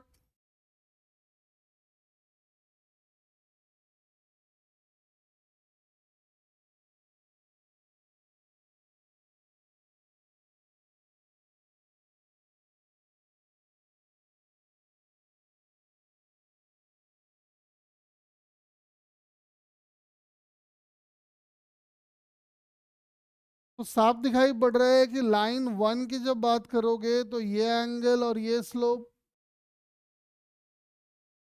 तो चूंकि एक्यूट एंगल बना रहा है तो स्लोप इसका पॉजिटिव होगा और इंटरसेप्ट भी पॉजिटिव होगा। लाइन टू की बात करो तो लाइन टू का एंगल आप ये वाला लोगे तो एक्यूट है, लेकिन इंटरसेप्ट ये वाला लोगे तो मालूम चला ये तो आएगा पॉजिटिव, ये आएगा नेगेटिव। लाइन थ्री की बात करो तो समझ में आ रहा है कि ये एंगल लोगे स्लोप के लिए जो कि ऑब्ट्यूस है। ऑब्ट्यूस एंगल अगर है इसका मतलब स्लोप आ गया नेगेटिव, और इंटरसेप्ट समझ में आ रहा है कि आ गया पॉजिटिव। लाइन फोर की बात करें तो स्लोप के लिए आप ये एंगल लोगे, और ये एंगल अगर लोगे तो स्लोप आएगा नेगेटिव, और इंटरसेप्ट चूंकि ये वाला है तो इंटरसेप्ट आएगा नेगेटिव। देख सकते हो। अरे सबने सही करा था क्या? जल्दी रिप्लाई करो, फिर हम आगे बढ़ेंगे। Ridhima sir done. तेजस जी भी कर लिए हैं, रिधिमा जी भी कर लिया, नहीं संभवी भी ने भी कर लिया है, ठीक है। चलो थोड़ा आगे बढ़ते हैं। अब ग्राफ का ग्राफ अभी हमने क्या किया है, ग्राफ को देख के एम और सी के बारे में जानकारी मिला है। अब एम और सी को देख के ग्राफ प्लॉट करेंगे। जैसे एग्जांपल के लिए 3x plus 4y is equal to 12। देखते ही मालूम चल गया कि लीनियर इक्वेशन है, इसका मतलब ग्राफ तो पक्का स्ट्रेट लाइन बनना ही बनना है, कोई टेंशन नहीं है। अगर बनना है तो हमारा स्टैंडर्ड इक्वेशन तो यही है, y is equal to M X plus C, हमको इसी फॉर्म में लाना होगा। तो आप क्या करेंगे, y वाले टर्म्स को एक साइड रख लो और इसको ऐसा लिखो, क्योंकि y का कोएफिशिएंट 1 आना चाहिए तो 4 से डिवाइड कर लो, ये हो गया इतना, और 12 डिवाइड बाई 4 करेंगे तो आ गया इतना। आप साफ दिखाई पड़ रहा है कि ये जो क्वांटिटी है इसका m है और ये इसका x है, सॉरी c है। Slope negative, intercept positive, graph कैसा बनेगा? तो नेगेटिव स्लोप है तो पॉसिबिलिटी है कि भाई ये भी बन सकता है और ये भी बन सकता है, लेकिन समझ में आ रहा है कि हमारा इंटरसेप्ट जो है वो पॉजिटिव है, यानी ग्राफ यही वाला होगा, ये वाला नहीं होगा।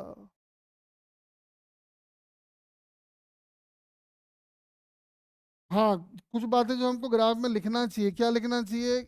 अगर ये एंगल है थीटा तो दिखाई पड़ रहा है कि जो tan थीटा होगा उसकी वैल्यू होगी -3/4, और इस पॉइंट का जो कोऑर्डिनेट आएगा समझ में आ रहा है, क्योंकि वाई एक्सिस है तो इसका एक्स कोऑर्डिनेट 0 होगा, और ये 3, ये वाला 3 है।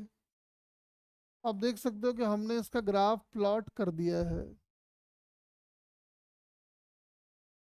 कुछ नहीं है, बड़ा सिंपल सा काम है। एम देखिए, सी देखिए, ग्राफ प्लॉट कीजिए। चलिए आइए कुछ प्रैक्टिस आप कीजिए।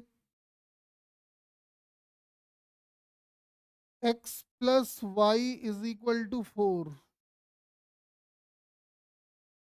x minus y is equal to 4,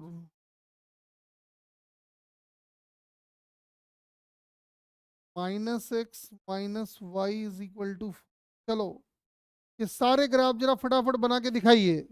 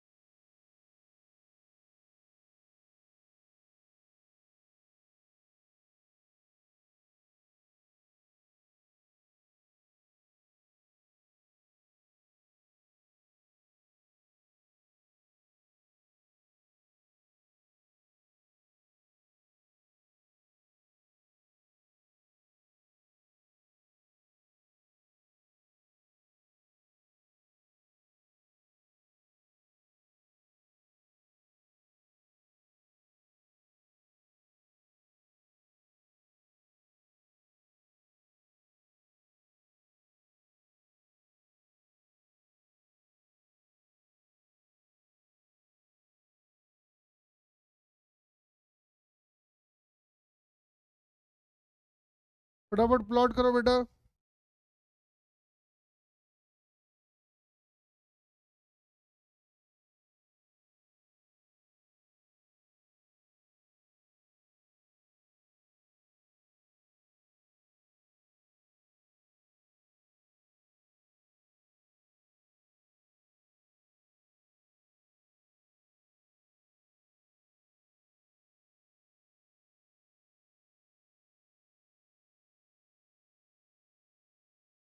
फटाफट एक बार कर ले, हो जाए तो मुझे बता देना। संभव ही आ गया बेटा।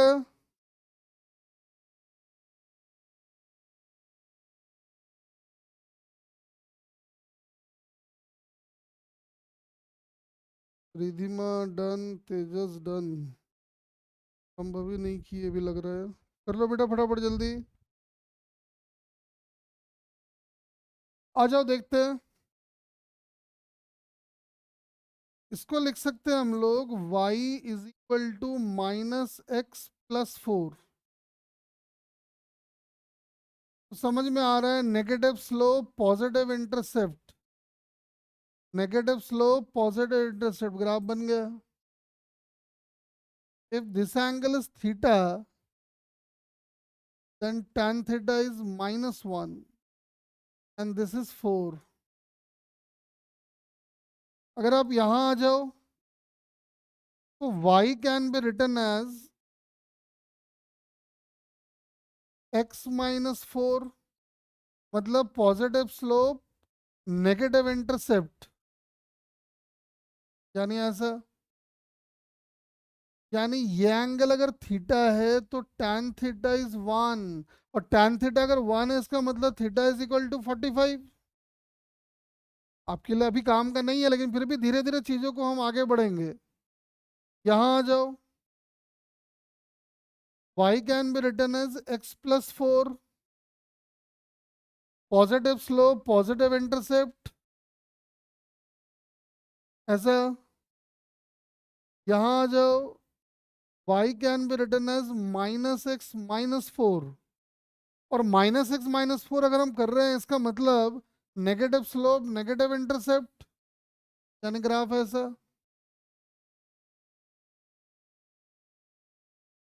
बताओ सारे ग्राफ सही बनाए क्या?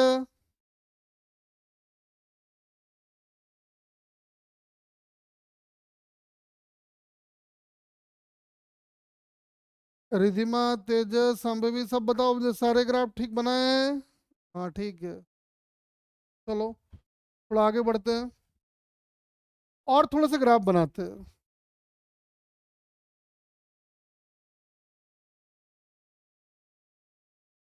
देखो एक काम करते हैं,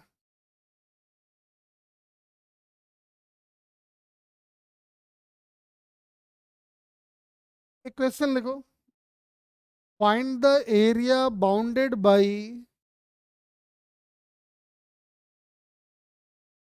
find the area bounded by this, this,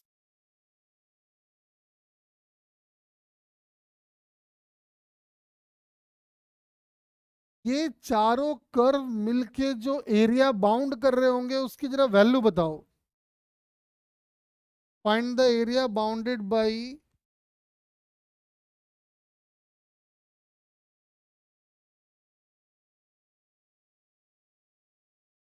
find the area bounded by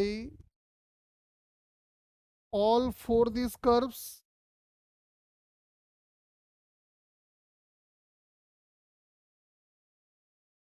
ये चारों कर्व मिलके जो एरिया ऑक्युपाई करेंगे बाउंड करेंगे उसकी वैल्यू बताइए।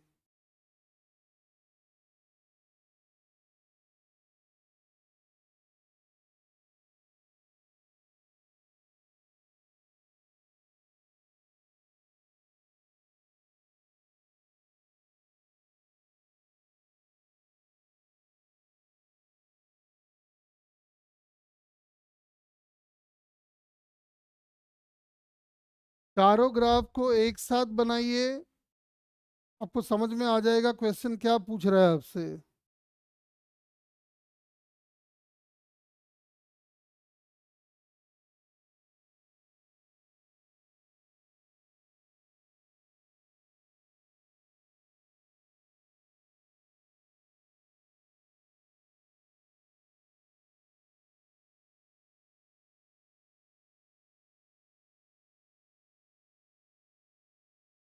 हाँ सही है रिधिमा बेटा।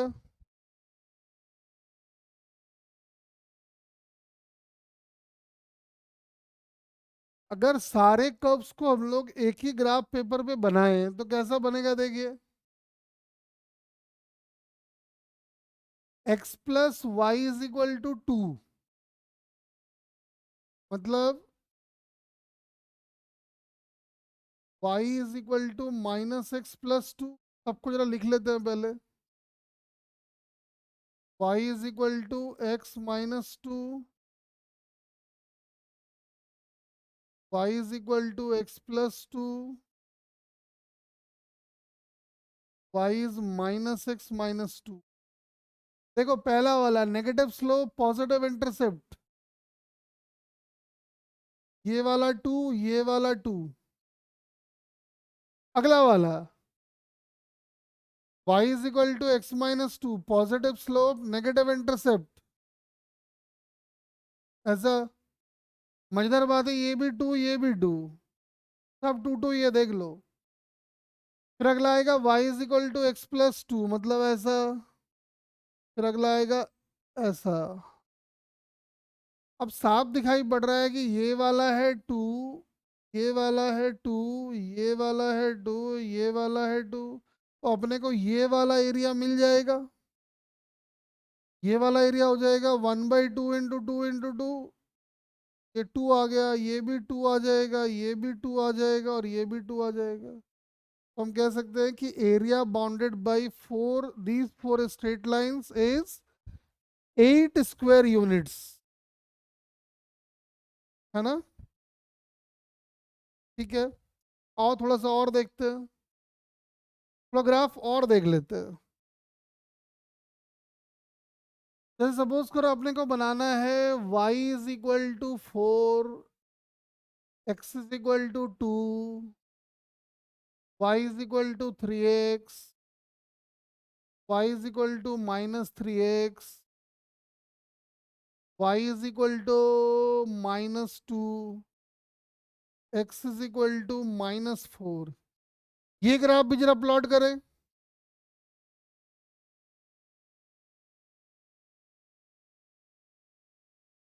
फटाफट जरा ग्राफ प्लॉट करें इसको।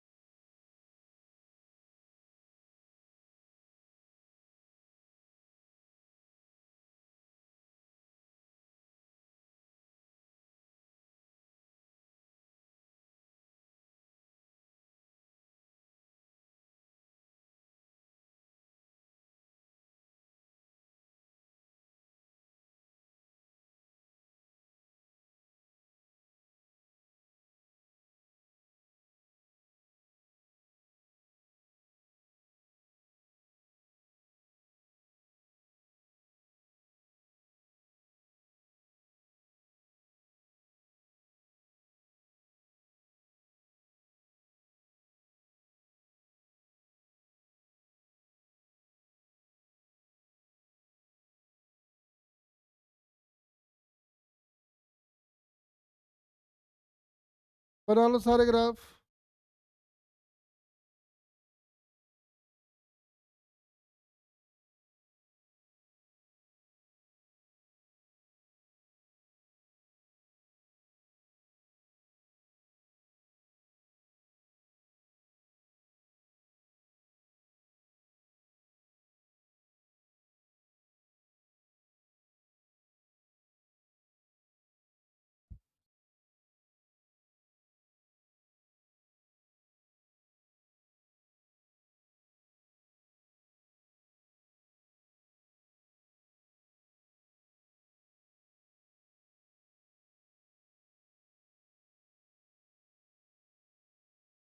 बन गया सबका।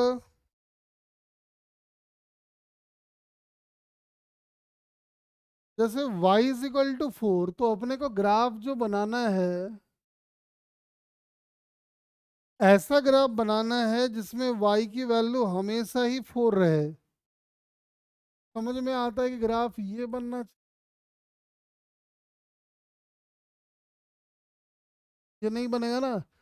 इसमें x की वैल्यू फिक्स है, y की वैल्यू चेंज हो रही है। यहाँ रहोगे तो y की वैल्यू कुछ और होगी, यहाँ रहोगे तो कुछ और होगी, यहाँ रहोगे तो कुछ होगी, लेकिन x की वैल्यू फिक्स है, तो ग्राफ ये नहीं होगा। ग्राफ कौन सा होगा?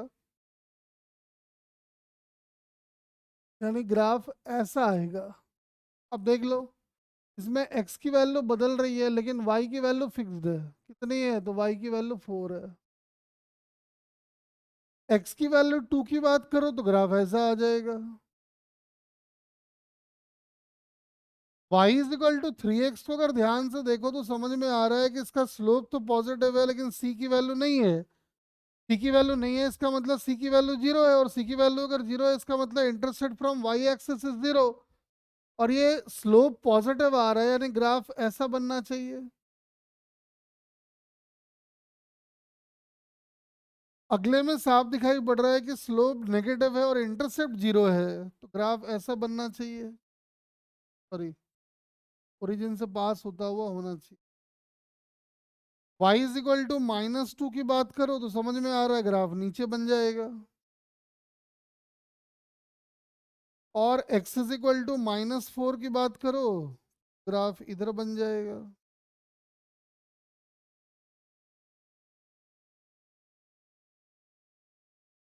बताओ सारे ग्राफ सही है क्या तुम लोगों के?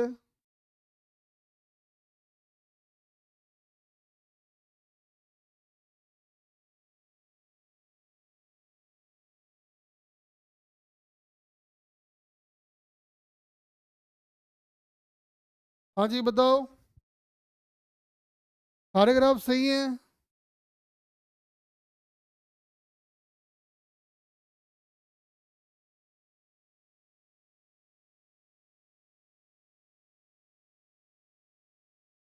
हाँ प्रभु जी। बेटा बता दो मुझे, सारे ग्राफ सबके सही हैं क्या?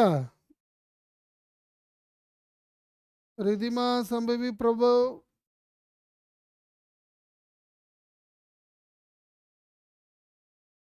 एक बात बताओ, ये जो मैंने पढ़ाया है, अगर तुम लोग को नोट्स चाहिए ना तो आप एक काम कर लो। ये जो मैंने बोर्ड पे लिखा है ना, आप इसको ना, एक मिनट रुक जाओ।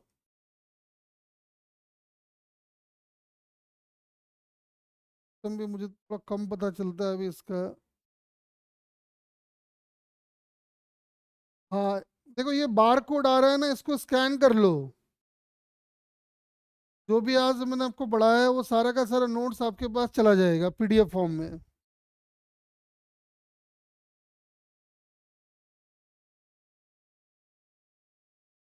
अगर अभी आपके पास बार कोड स्कैनर नहीं है तो आप पिक्चर खींच के रख लो, बार कोड स्कैनर से यूज करके डाउनलोड कर सकते हो।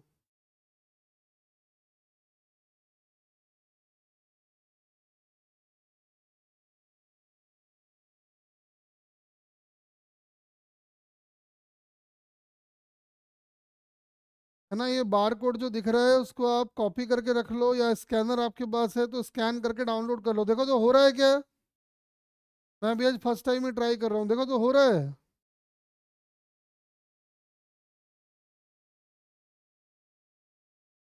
बार कोड स्कैनर से स्कैन कर लो इसको।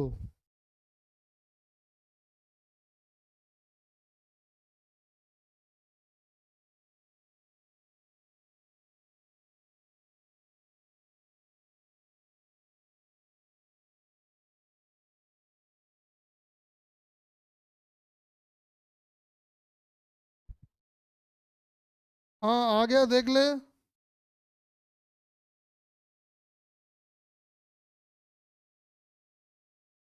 तो बेटा लिंक भेजा है ना, उस पर क्लिक करके देखो, सारा डाउनलोड हो जाएगा, देखो हो रहा है ना।